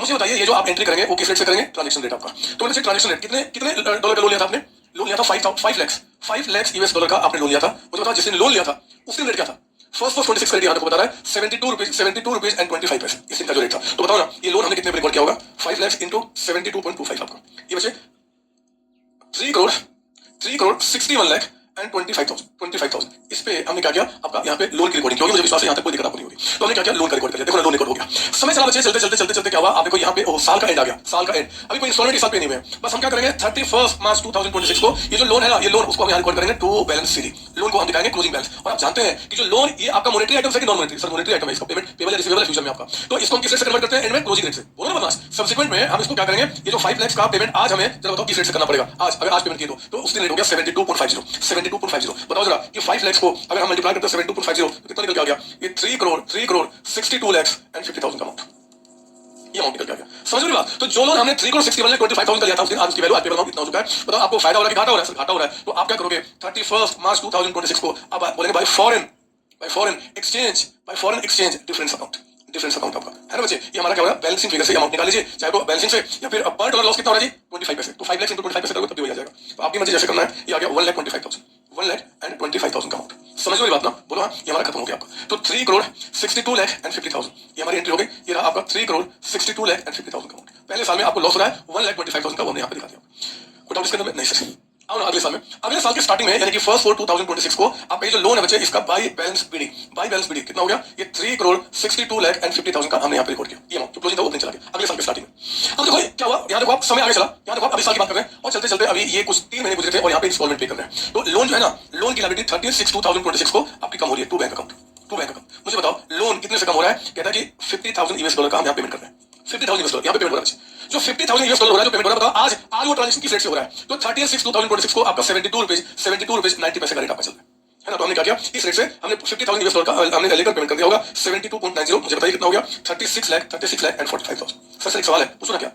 अरे सर यहाँ जो आपने $50,000 का पेमेंट किया, ठीक है, आपने इंटरेस्ट भी तो पे किया होगा। क्वेश्चन में कहा है सर, आपको दिखता नहीं है क्या कि उसने 10% के हिसाब से इंटरेस्ट भी तो पे किया होगा? सर आपने यहाँ पे इंटरेस्ट भी तो पे किया होगा। देखो अरे बदमाश, इंटरेस्ट का पेमेंट करने से लोन का क्या मतलब बनता है? इंटरेस्ट का पेमेंट करने से लोन का क्या मतलब बनता है? अगर आपने इंटरेस्ट पे किया तो एंट्री क्या होता है? Interest on loan account debited to bank account. ये होता है ना, इंटरेस्ट ऑन लोन अगर पे कर दिया आपने, interest on loan to bank account. इससे बैंक लोन पे क्या इम्पैक्ट पड़ने वाला है? कुछ भी नहीं। अगर इंटरेस्ट आउटस्टैंडिंग होता तो आप बोलते हैं interest on loan to outstanding interest account, तब भी बैंक लोन पे कोई थोड़ी इम्पैक्ट पड़ने वाला है। आप ऐसी बात ना करो। तो ये जो इंटरेस्ट का जो अमाउंट बता रहा है, इंटरेस्ट से कोई मतलब नहीं बनता। आप बैंक लोन जो है ना, बैंक लोन किसी बैंक पे कीजिए। तो हमने क्या किया, यहाँ पे 36/2026 को जो हमने इंस्टॉलमेंट पे किया, हमने उसकी एंट्री कर दी। कोई डाउट आपको? नहीं सर। अब देखो इस साल में हमने ट्रांजेक्शन रिकॉर्ड कर दिया, फिर समय आगे चला और चलते कहां चले गए जी हम? यहाँ पे अगेन आपका 31/12/2026 को दोबारा हमने क्या किया, इंस्टॉलमेंट पे किया टू बैंक अकाउंट। इस बार जो हमने इंस्टॉलमेंट पे किया उसका अमाउंट तो $50,000 है, लेकिन बताओ आज वो रेट क्या रह गया होगा? 31/12/2026 को देखो 73 रुपीज 90 पैसे। तो 73 रुपीज एंड 90 पैसे के हिसाब से हमने क्या किया, यहाँ पेमेंट किया। बताओ कितना आपका? तो 50,000 इंटू 73 ये हो गया 36 लाख एंड 95,000 का। ये भी काम पूरा हो गया। समझ लो बात ना? हमने इंस्टॉलमेंट पे कर दिया, साल का एंड आ गया। साल के एंड में यानी कि 31 मार्च 2026 को, सॉरी 27 आ जाएगा आपका। 31 मार्च 2027 को आप यहाँ पे क्या करेंगे, विल राइट यहाँ पे टू बैलेंस सीडी आपका। मुझे बताओ कितने $US बच गए? तो 5 लाख में से $1 लाख का पेमेंट हो गया है। $4 लाख अभी और बचे हुए लायबिलिटी के रूप में। मुझे बताओ 31 मार्च 27 को आज रेट क्या चल रहा है अंडर सब्सिक्वेंट रिकॉग्निशन? तो 73 रुपीज 90 पैसे, सॉरी 73.50 आपका। तो 73.50 के हिसाब से रिकॉर्ड कीजिए। 4 लाख इंटू 73.50 आपका निकल गया 30 लाख का। एक मिनट गलती कर रहा हूं सर, 4 लाख इंटू 73.50 ये आगे बचे 2 करोड़ 94 लाख। 2 करोड़ एंड 94 लाख पे ये हमारी एंट्री यहाँ पे कंप्लीट हो गई। बस अब आप इसको क्लोज कीजिए, है ना। जो भी डिफरेंस आएंगे फॉरेन एक्सचेंज गेन या लॉस आपका, तो मुझे लगता है ना कि हमारा डिफरेंस उधर ही आएगा 31 मार्च 2027 में बाय फॉरेन एक्सचेंज डिफरेंस आपका, एक्सचेंज डिफरेंस आप इसको निकाल लो बैलेंसिंग फिगर से आपको, है ना। आप चाहो तो हर पे भी अलग प्रॉफिट लॉस निकाल सकते हैं, बट क्यों करें, है ना। एक साल के अकाउंट बना के हमें तो अल्टीमेटली वो अमाउंट चाहिए जो प्रॉफिट लॉस में ट्रांसफर करना है। देखिए बार में 36,45,000 36,95,000 2 करोड़ 94 लाख ये आ गया आपका 3 करोड़ 67 लाख एंड 40,000 का अमाउंट। 3 करोड़ 67 लाख एंड 40,000 का अमाउंट। इसमें से माइनस कर लिया आपने 3 करोड़ 62 लाख एंड 50,000 का अमाउंट। तो बचे 4,90,000 490 का आपका लॉस हो गया, जो फॉरेन एक्सचेंज डिफरेंस रिकॉर्ड कर लिया। आप इसको कॉपी कीजिए। ये देखो आपका मैंने दिया था 490 का अमाउंट यहाँ पे आना चाहिए, 490 का अमाउंट, ठीक है। जल्दी से कॉपी कीजिए आप इसको, ये क्वेश्चन कॉपी कीजिए। तो आपको पढ़ाना और बाकी बच्चों को पढ़ाने बहुत फर्क है। आपके दिमाग में जब तक चीजें नहीं घुस जाती ना, मुझे सेटिस्फेक्शन नहीं मिलता। मुझे कुछ मिसिंग है। और आप कई बार देखोगे, मैं ना कई बार एक चीज रिपीट करता हूं, क्योंकि आप पे वो भोला चेहरा जो मुझे दिखता है ना, जो लगता है कि मुझे मासूम सा चेहरा बनाया, मुझे दिख रहा है कि एक बार और समझा दो, तो उसको भी मुझे समझाना होता है। आप समझ रहे हैं मेरी परेशानी? पूरे इंडिया में हजारों बच्चे हैं सीएमए कोर्स के, जो हजारों स्टेट मतलब डिफरेंट स्टेट के, different family background, different mind वाले आपके आप में से डिफरेंट तरीके के बच्चे हैं। और मुझे अपनी क्लास में सभी बच्चों को समझाना है, सिर्फ एक को नहीं समझाना पड़ता, सिर्फ आपको थोड़ी समझाना, उसको सबको। और मेरे सामने कोई भी बच्चा नहीं है, मजे की बात है। ये सच बता रहा हूं, मैंने कई बार कहानी सुनाई, पर दोबारा कहानी सुना देता हूं। ये पूरा स्टूडियो जो है बच्चे सुनसान है, एक भी इंसान, एक भी बच्चा, एक कोई जो थोड़ा बहुत बोल रही है तो बैक्टीरिया टाइप का जो कीटाणु सब, तो वो भी यहाँ पे नहीं है। अकेले ही बनाना है, अकेले ही। और ये जो हजारों लाखों बच्चे पूरे इंडिया में हैं, उनके माइंड को रीड करना है, उनको समझाना है, कितना कठिन काम होता है, मैं कैसे आपको बताऊं। पर कहां आप एप्रिशिएट करते हो, कहां ऐसा कुछ हो सकता है। एनीवे, चलिए फोर्थ क्वेश्चन करता हूं। आइए ना एक बार फिर क्वेश्चन में दिखाता हूं।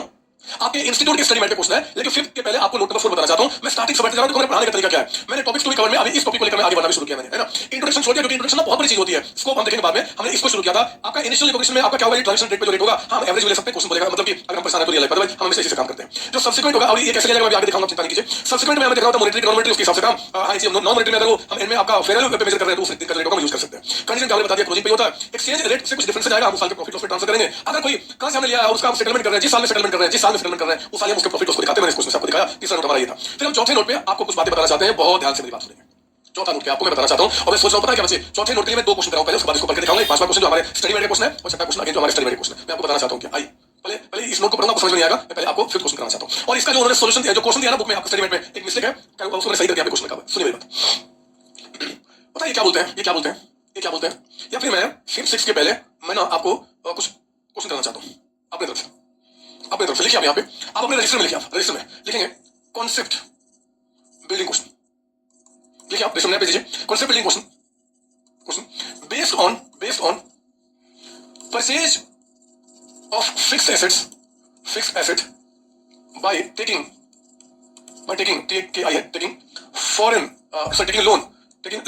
Loan in foreign currency.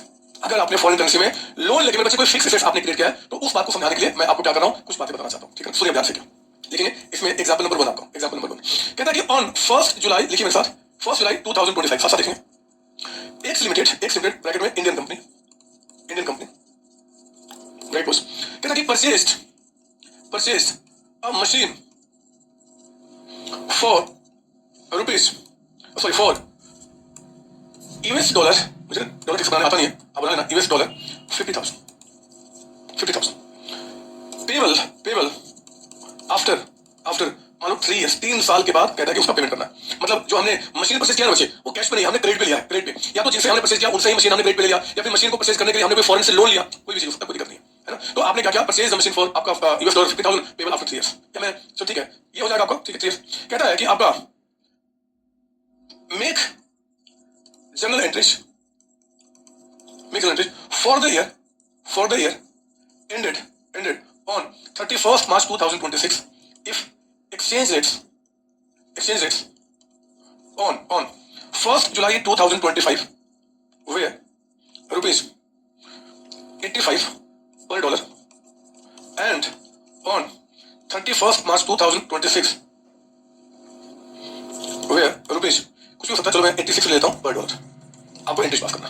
मैं क्या करना चाहता हूं आपको बता रहा हूं, आपको समझ में आ जाएगा। आप एक काम कीजिए, सोचने स्टार्ट कीजिए, और आप 1 जुलाई 2025 को आप यहाँ पे एंट्री लिखिए। एंट्री क्या होगा, किसके बुक में होना चाहिए, इन द बुक ऑफ एंट्री, किसके बुक में कर रहे हैं, इन the book of X limited कौन है, इंडियन कंपनी है ना। तो नीचे आपने क्या परचेज किया, मशीन, आप यहाँ पे मशीनरी अकाउंट को आप डेबिट करिए।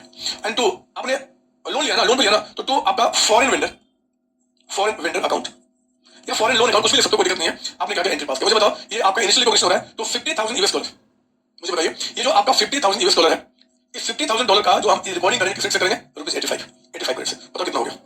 तो 50,000 इंटू 85 ये आ गया आपका 42 लाख एंड 50,000 का आपने यहाँ पे कर्ज रिकॉर्ड किया, और ये आपका 42 लाख एंड 50,000 का मशीन आपका रिकॉर्ड हो गया। इसमें कोई डाउट आपको नहीं सर, ये हमारा फर्स्ट जुलाई की एंट्री होगी।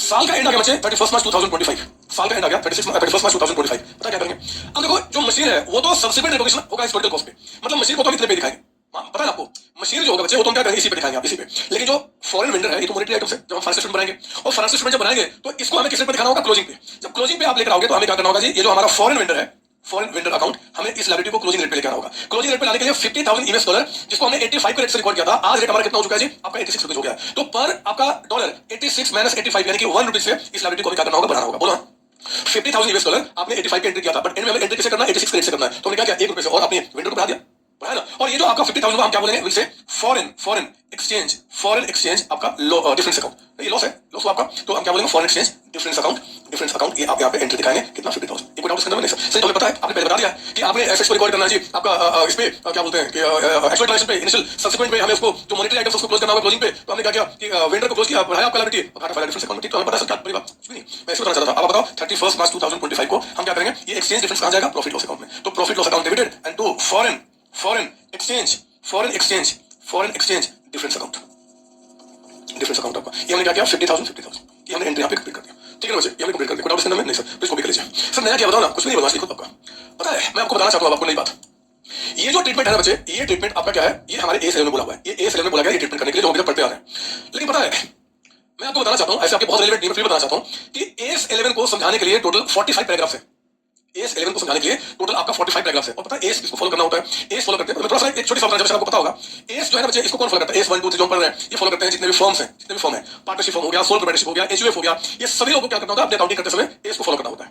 लेकिन यही AS जो है ना, जब हमारे देश की जो MC है, मिनिस्ट्री ऑफ कॉर्पोरेट अफेयर्स, इन्हीं AS को ये क्या करते हैं, पहले नोटिफाई करते हैं, नोटिफाई करते हैं कि भैया फॉलो करना होगा किसको, कंपनी को। तो जो कंपनियां है ना, जो कंपनियां, जिन कंपनियों, जो भी कंपनी, मैं उसके डिटेल में जा रहा हूं, जो भी कंपनी चाहे वो प्राइवेट लिमिटेड हो चाहे पब्लिक लिमिटेड हो, उनके ऊपर में बच्चे AS को पहले MC ministry of corporate affairs, corporate affairs company का मिनिस्ट्री है, AS को ये क्या करते हैं, ये जब बोलते हैं तब कंपनी फॉलो करती है। एस जो है ना, एस को इशू करता है, एस जो है मतलब सिंपल शब्द में आईसीआई सीए इंस्टीट्यूट, और वो एस किसको फॉलो करना होता है, जितने भी पार्टनरशिप सोल पार्टनरशिप है उनको, उनके ऊपर में जो आईसीआई बोलता है उसके हिसाब से उनको फॉलो करना होता है। लेकिन बच्चे इसी एस को पहले ही बहुत डीपली स्टडी करते हैं और फिर उनको लगता है कि सब कुछ ठीक है, तो फिर अपनी कंपनी को बोलते हैं कि आप भी फॉलो कर लो। तो जो कंपनियां जिनके ऊपर में एस अप्लाई होता है वो इनके द्वारा नोटिफाई किए हुए एस फॉलो करना होते हैं। 99% केस में सब इनको और इनको सबको सेम होता है, सबको सेम होता है। लेकिन बात होती है जब एस 11 की ना, तो पता है एस 11 में क्या है, एस 11 में ये लोग जो है ना बच्चे, ये लोग टोटल 45 पैराग्राफ है, 45 पैरा में आईसीआई ने क्या किया, अकाउंटिंग स्टैंडर्ड को ड्राफ्ट किया है और वही जितने भी फर्म्स को फॉलो करते हैं। लेकिन AS11 जो MCA ने नोटिफाई किया है किसके लिए, कंपनीज के लिए, कंपनी के लिए, उसमें पैरा जो पहले से 45 है उसमें एक और इन्होंने पैरा ऐड किया है, टोटल 46 पैरा बनाया है। ऐसे 46 ए भी मुद्दे पे आते हैं कि इन्होंने क्या किया बच्चे कि जो पैरा, जो जितने AS11 की बात कंपनियों को फॉलो करना है, कंपनियों को फॉलो करना है, वो जितना बाकी लोग फॉलो करते हैं प्लस एक पैराग्राफ और भी है, 46 पैरा, 46 पैरा। और पता 46 पैरा में क्या बोला गया, आपको ये तो विश्वास हो गया होगा कि 46 पैरा जो बात बताने वाला हूं वो सिर्फ और सिर्फ किसके लिए है, कंपनी के लिए, पार्टनरशिप के लिए नहीं, सोल प्रोप्राइटरशिप के लिए नहीं। पार्टनरशिप सोल प्रोप्राइटरशिप क्या करेगी जी, ऐसी अकाउंटिंग करेगी। लेकिन बच्चे पैरा जो 46 है जो सिर्फ कंपनियों के ऊपर लागू होगा, कंपनियों को AS11 ने क्या कह दो, MCA ने एक और अधिकार दिया है। वो पता क्या बोलते हैं, वो बोलते हैं भैया आपको ये जो अकाउंटिंग बताया गया ना, ये आप कर लीजिए, कोई दिक्कत नहीं, आपको एक ऑल्टरनेटिव ट्रीटमेंट भी दिया गया है, ट्रीटमेंट गिवन टू किसको जी, कंपनीज, सिर्फ कंपनीज को, given to companies under para 46 for किसको जी, for alternative treatment given to companies for foreign loan taken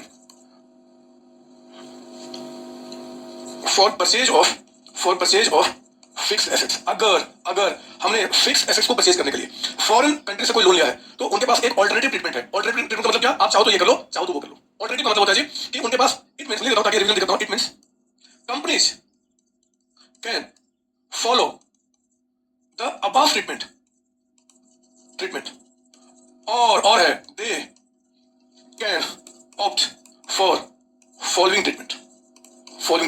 अब वो ट्रीटमेंट क्या है मैं आपको दिखाता हूं, समझ लो ना, मैं कुछ भी आपको बताना चाहता हूं। पर A11 पढ़ने जाना, मेरा कोई बच्चा हो जो मुझसे पढ़ाई नहीं किया, बोले कि A11 वो बेहोश हो जाएगा, काम जाएगा, उसकी पता नहीं क्या क्या शरीर के अंग बाहर हो जाएंगे, क्योंकि उसको समझने के A11 कैसे कोई याद कर सकता है। कितनी मजेदार बातें आपको बताई गई। बताओ क्या बोला गया कि भैया आप यहाँ पे, मैं सोल्यूशन दिखा रहा हूँ किसके बुक में, in the book of X limited. याद रखना, लिमिटेड मतलब कंपनी होनी चाहिए, सिर्फ company, given to companies not to firms को नहीं, सिर्फ कंपनी को। आपका क्या चीज, आपने 1 जुलाई 2025 को आपने लोन लिया तो बताओ, मशीन या एंट्री क्या, मशीनरी अकाउंट डेबिटेड टू अपना फॉरेन वेंडर या फॉरेन लोन जो भी रहा होगा, फॉरेन वेंडर या फॉरेन कुछ भी, आपका कितना अमाउंट हो गया, तो 42,50,000 आपने इनिशियल एंट्री कर लिया आपका, बोला ये सर ठीक है।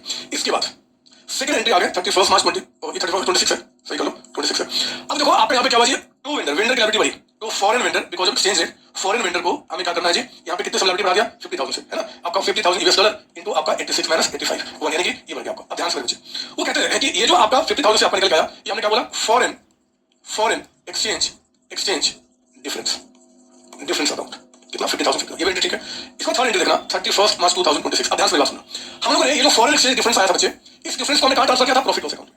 कंपनी को बोला गया कि आप चाहो तो जो फॉरेन एक्सचेंज डिफरेंस है उसको प्रॉफिट लॉस में ट्रांसफर करने के बजाय आप ना अपने मशीन के कॉस्ट में ऐड करो। आप चाहो तो आपके पास ऑप्शन है, अगर उस एक्सचेंज डिफरेंस को आप उस साल के प्रॉफिट लॉस में नहीं दिखाना चाहते, क्योंकि ये लोन लिया गया बच्चे इस मशीन के लिए, मशीन से डायरेक्टली जुड़ा हुआ है, तो अगर इस लोन में कोई एक्सचेंज डिफरेंस निकल के आता है, उसे घाटा चाहे फायदा कुछ भी हो, आप चाहो तो उसको प्रॉफिट लॉस में ट्रांसफर करने के बजाय आप अपने मशीन के कॉस्ट में प्लस माइनस कर सकते हो। तो उसके साथ बच्चे फिर क्या होगा जी कि अब ये जो हमने एंट्री किया था ना यहाँ प्रॉफिट लॉस, उस प्रॉफिट लॉस को करने के बजाय हम क्या करेंगे, मशीन अकाउंट डेबिटेड, जो मशीन था ना हम उसी में क्या करेंगे 50,000 बढ़ा देंगे और क्या बोलेंगे, इसको हटा दीजिए, तो फॉरेन एक्सचेंज डिफरेंस आपका, आप ये भी कर सकते हो। इससे क्या हो जाएगा, तो अब आपका मशीन जो है ना उसकी कॉस्ट आपकी 50,000 से बढ़ जाएगी, और जो आप हर एक साल जो डेप्रिसिएशन चार्ज करोगे वो मशीन के बड़े हुए फिगर पे आप चार्ज करोगे। तो दो ऑप्शन दिया गया है, एक्चुअली दिया तो 2 ऑप्शंस, या तो आप ये कर लीजिए या फिर आप क्या कीजिए, ये कर लीजिए, दोनों में से कुछ भी कर सकते हैं, कोई दिक्कत नहीं है। इसकी पहले कॉपी कर लो, फिर इसके ऊपर बेस जो बातें हैं क्यों ऐसा हुआ सारी बातें समझो, प्लीज कॉपी कीजिए। देखो मैं आपको दिखा रहा हूं यहाँ पे जो चीज मैं आपको बताना चाहता था मैंने बता दिया है, और ये रहा वो चीज। पहले आप तो मैं ये नोट्स भी पढ़ा सकता हूं आपको, पढ़िए मेरे साथ। सेंट्रल गवर्नमेंट कहता है central government in consultation with NACAS, NACAS का मतलब है national advisory committee on accounting standard, जो कि सेंट्रल गवर्नमेंट इनसे एडवाइस देती है और कंपनी के ऊपर कुछ चेंज है तो उसको अप्लाई करती है। Made an amendment to S 11 in the form of companies accounting standard amendment rule 2011। According to this notification, exchange differences arising on reporting of long term foreign currency monetary items at rates different from those at which they were initially recorded during the period or reported in previous financial statement in so far as they relate to acquisition of depreciable capital assets can be added to or deducted from the cost of assets and should be depreciated over the remaining useful life। मैं दोबारा बताना चाहता हूँ, तो वैसे जो central government है उन्होंने क्या किया है कि एक अमेंडमेंट किया है। पैराग्राफ आपके इंस्टीट्यूट ने स्टडी में मेंशन किया, मैंने मेंशन किया, ऐसा एडवाइस 46 नंबर है, उसमें उन्होंने कहा कि जो एक्सचेंज डिफरेंसेस आएंगे on long term foreign currency monetary items, मुझे बताओ मॉनेटरी आइटम्स कौन से हैं, मुझे बताइए यहाँ पे मॉनेटरी आइटम्स कौन सा है। मॉनेटरी आइटम्स ये है कि ये है लोन जो हमने लिया हुआ है। तो जो लोन आपने लिया है, अगर वो लॉन्ग टर्म लोन लिया है, लॉन्ग टर्म लोन कर लिया आपने, तो उस केस में इनमें जो एक्सचेंज डिफरेंस क्रिएट होगा, एक्सचेंज डिफरेंस जो क्रिएट होगा वो हम अपने एसेट की कॉस्ट में, फिक्स्ड की कॉस्ट में ऐड कर सकते हैं और अकॉर्डिंगली हम डेप्रिसिएशन चार्ज कर सकते हैं। वही बात बच्चे यहाँ उन्होंने बताई हुई है, वही बात यहाँ उन्होंने बताई हुई है। एक बार दोबारा ये according to this notification, exchange difference arising on reporting of long term, ये हो गया मतलब loan at rate different from those which were initially recorded, जब वो रिकॉर्ड हुआ था, जब भी रिकॉर्ड हुआ था, चाहे करंट ईयर में चाहे उसके पहले, जब इनिशियली रिकॉर्ड हुआ था उस समय और आज जिस दिन फाइनेंशियल स्टेटमेंट बना रहे हैं उस दिन के रेट में, मतलब क्योंकि हम उसको क्लोजिंग में कन्वर्ट करते हैं, और कोई आपका डिफरेंस आता है और वो आपका रिलेट है acquisition of depreciable capital assets, वो लोन के लिए है, किसी डेप्रिसिएबल नॉन डेप्रिसिएबल नहीं, लैंड लेनी डेप्रिसिएबल के लिए अगर आपने इसको लिया हुआ है तो कहते हैं कि कैन बी एडेड। आप चाहो तो प्रॉफिट लॉस में उस फॉरेन एक्सचेंज डिफरेंस को दिखाने के बजाय आप चाहो तो आप अपने एसेट्स की कॉस्ट में ऐड कर सकते हो, अगर लॉस हुआ तो, और गेन हुआ तो डिडक्ट कर सकते हो, और आगे आने वाले समय में रिमेनिंग लाइफ में आप उसमें डेप्रिसिएशन चार्ज कर सकते हो। मुझे विश्वास है इस बात को समझ में आ गया होगा। अब देखो इसी ऊपर बेस हमारे इंस्टीट्यूट ने दो क्वेश्चन पे स्टडी में दिया है। पहला क्वेश्चन, सुभाष लिमिटेड कहता है कि purchase the machine costing 224 lakh on first for 2025। ये देखिए मैं डायग्राम समझा रहा हूं, ये आपकी स्टडी में क्वेश्चन है। कहता है कि फर्स्ट फॉर 2025 को आपने क्या किया जी, एक मशीन परचेज किया।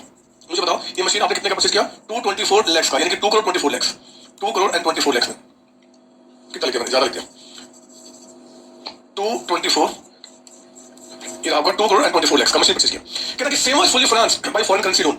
इस मशीन को परचेज करने के लिए हमने बाहर से क्या किया, एक लोन लिया है, बाहर से लोन लिया ना, तो लोन कितना लिया होगा रुपीस में, तो उसके डॉलर में कितने वैल्यू होगा देखेंगे। Payment in 3 annual equal instalment, payment 3 part में करना है। एक्सचेंज रेट कहता है कि भैया इस दिन पे 70 रुपीस था, तो बताओ टोटल ये जो आपने निकल गया 2.4 लाख, अगर 70 रुपीस था यानी कि बच्चे ये यूएस डॉलर जिसमें हमने परचेज किया लोन लिया है, ये 3,20,000 यूएस डॉलर का बना होगा, है ना, एट द रेट ऑफ ₹70 के रेट से इतना अमाउंट निकल गया। ठीक है, कहता है कि ये एक्सचेंज रेट आपका 31 मार्च 26 को, 31 मार्च 26 को जो एक्सचेंज रेट है वो आपका कितना हो चुका है, ये कहता है कि ₹72.95 यहाँ पे हो गया इतना पर यूएस डॉलर आपका। ठीक है, कहता है आगे बढ़ना, first instalment was paid on 31, 3 part में पेमेंट करना था बच्चे, तो पहला इंस्टॉलमेंट यानी कि एक इंस्टॉलमेंट हमने यहाँ पे क्या किया, पे कर दिया, यही पे किया, एंड अभी आपका बैलेंस अभी आपका ड्यू है, बैलेंस आपका क्या है यहाँ पे अभी आपका ड्यू है। क्लियर आपको, entire difference in foreign exchange has not been capitalised. दो ऑप्शन होता है, मैंने बताया था, या तो आप कैपिटलाइज कीजिए या फिर आप प्रॉफिट ऑफ में। जब एग्जाम में क्वेश्चन आएगा तो उनको बताना होगा कि अगर वो कंपनी है तो आखिर किस ऑप्शन को उन्होंने ऑप्ट किया है बच्चे। ध्यान रखना, सुभाष लिमिटेड अगर ये पार्टनरशिप फॉर्म होता ना तो एक ही ऑप्शन है, प्रॉफिट उसमें दिखाएगा, कंपनी है तब दो ऑप्शन है, पैराग्राफ क्या 46 आपका जिस ऑप्शन दिया गया है। तो कहते हैं कि advice how the exchange got gain loss should be accounted for by the company. मैं पहले आपको समझा देता हूं, देखो $3,20,000 में से आपने एक इंस्टॉलमेंट 320 को 3 पार्ट में डिवाइड कीजिए, तो आपने यहाँ पे क्या किया है कि 1,06,667 इतने डॉलर का आपने पेमेंट कर दिया है,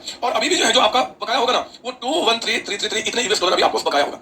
मेरे प्यारे बच्चों, जो आपने पे किया वो भी क्या होगा, अब आप जो पेमेंट करने गए तो 70 नहीं आपको इस रेट से मिला होगा, तो पेमेंट जो कर दिया उससे भी जो घाटा फायदा होगा वो भी आप क्या करेंगे, आपने कैपिटलाइज नहीं किया, that will be transferred to profit of account, और जो बच गया जब उसको हम एंड में वैल्यू करेंगे इस रेट से आपका, तो जो फॉरेन एक्सचेंज डिफरेंस आएगा वो भी क्या होगा, प्रॉफिट ऑफ अकाउंट में। मतलब यहाँ पे जो भी एक्सचेंज डिफरेंस आएगा that will be transferred to profit of account. Exchange difference कितना आएगा वो भी बता देता हूँ, चाहे आपने पे किया चाहे अभी आपका बाकी है, ये दोनों मिलाकर टोटल कितना डॉलर है, 3,20,000, 320 तो है, और इस पूरे 320 पे आप देखो जो 70 के हिसाब से कर दिया था 72.90 हो गया, यानी कि ₹2.95 के हिसाब से। जरा बताओ कितना कर्ज बढ़ गया, 320 into ₹2.95 के हिसाब से 9,44,000 आपका कर्ज इतना बढ़ गया, चाहे पे कर दे चाहे पेमेंट करना बाकी है, तो पूरे 944 को बताओ हम कहां ट्रांसफर करेंगे, प्रॉफिट ऑफ अकाउंट। इंस्टीट्यूट ने क्वेश्चन समझना, यहाँ पे नोट लिखना भूल गए, नोट लिखना बदमाश है, कोई बात नहीं, मैंने आपको समझा दिया। सॉल्यूशन में भी उन्होंने थोड़ी सी गलती की, कॉस्ट ऑफ मशीन को निकाल दिया 320, ठीक है।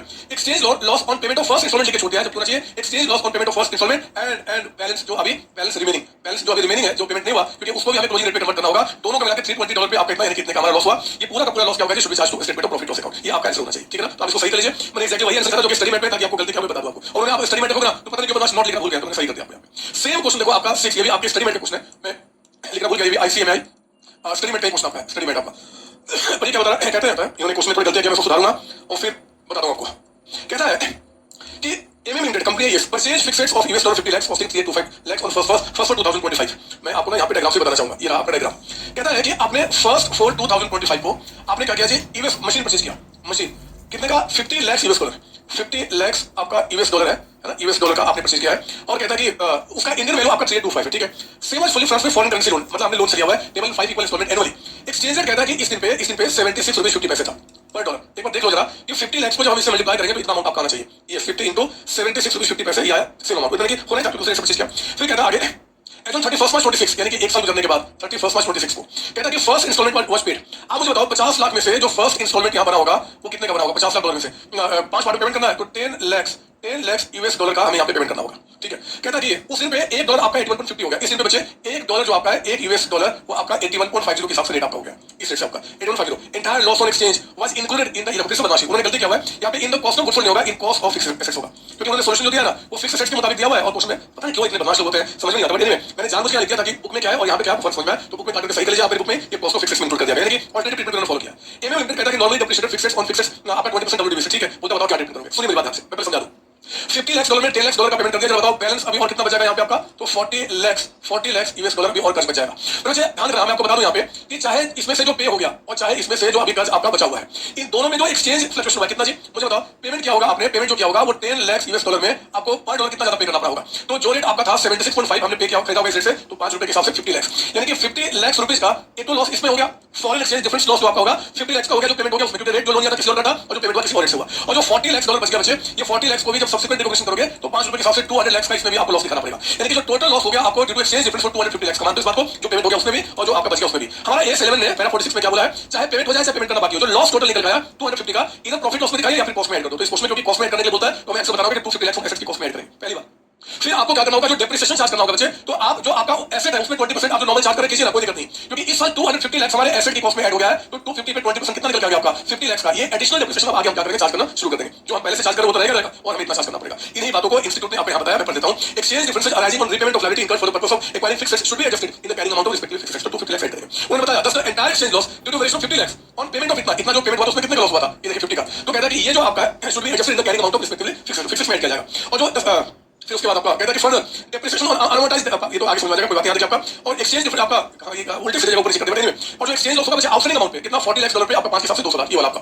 ये 200 लाख। कहता है कि ये भी क्या होगा जी, आपको एसेट्स की कॉस्ट में ऐड करना है। ये बोला कि cost of carrying amount fix कीजिए, कॉस्ट ऑफ गुड्स खर्च मत दिखाइए। और डेप्रिसिएशन जो होगा आप चार्ज किया जाएगा कितना जी, तो मैं वहां पे पढ़ रहा हूं, यहां पे आपका should be added to the cost of fixed यहां पे। और कहता है कि जो एडिशनल डेप्रिसिएशन होगा वो 250 लाख का 20% यानी कि आगे इस साल फिर उसके बाद जैसे जैसे वैल्यू बढ़ती जाएगी, जैसे पहले साल हमने क्या किया जी 250 लाख का 20% 50 लाख चार्ज कर दिया, 250 में 50 बच गया, मैंने उसको कितना 200 लाख उसका 20% डब्ल्यू में ना, जैसे हम नॉर्मल चार्ज करते हैं उसे चार्ज करते रहेंगे। ठीक है ना, तो इस तरीके से आपका क्या होगा ये भी ऐसे बता दिया। मैं इसको कोशिश करूंगा कि अभी बुक में सही करके डाल दूं, इसका अच्छी तरीके से बदमाश तरीके से लिखा हुआ है। एक क्वेश्चन आपके एग्जाम में आया हुआ है 2017 जो में 4 मार्क्स का, ये क्वेश्चन खुद कर लेंगे, बस मैं आपको बता देता हूं। ए लिमिटेड कंपनी है, फिक्स्ड परचेज का 24 लाख का, same fully financed by foreign currency, आपका payable in 4 equal instalment, same चीज। एक्सचेंजर कहता है कि स्टार्टिंग में 60 था, बाद में इतना हो गया, फर्स्ट इंस्टॉलमेंट पे किया गया, you are required to state that how this person would be accounted as per A11। तो वैसे A11 के मुताबिक अब आपको दोनों ऑल्टरनेटिव बताना पड़ेगा। एक्सचेंज लॉस डिफरेंस दिखा देना, बोला कि इधर it can be added to the cost of assets और it can be transferred to the profit loss account, क्योंकि उन्होंने बताया कि क्या ट्रीटमेंट हो रहा है, तो दोनों से हम बता दें कि ऐसा किया जा सकता है और काम पूरा हो गया। ठीक है, तो मैंने आज जो आपका था ये जो आपका काम खत्म कर दिया। अगली क्लास में टॉपिक है, आज की क्लास में हम यहाँ पे लिखते हैं द एंड। आज की क्लास का द एंड, लेकिन अभी चैप्टर एंड नहीं हुआ है। अगली क्लास में सेकंड क्लास में इसको प्रॉपर तरीके से एंड करेंगे। मुझे विश्वास है ऊपर की एक एक बात आपके दिमाग में बैठ गई होगी, तो कृपया करके इसको अच्छे से पढ़ के अगली क्लास में आएंगे। अब मेन चीज खत्म हो गया, अब छोटी छोटी बातें नेक्स्ट क्लास में इसका डिस्कशन करेंगे। अब सारे प्यारे बच्चों को बाय बाय टाटा, मिलते हैं अगली क्लास में। इनका मस्त तरीके से खात्मा करेंगे। जय सी में जय सी, जय मेरे बच्चे, आपकी बात करता हूँ। थैंक यू बच्चों, थैंक यू जी।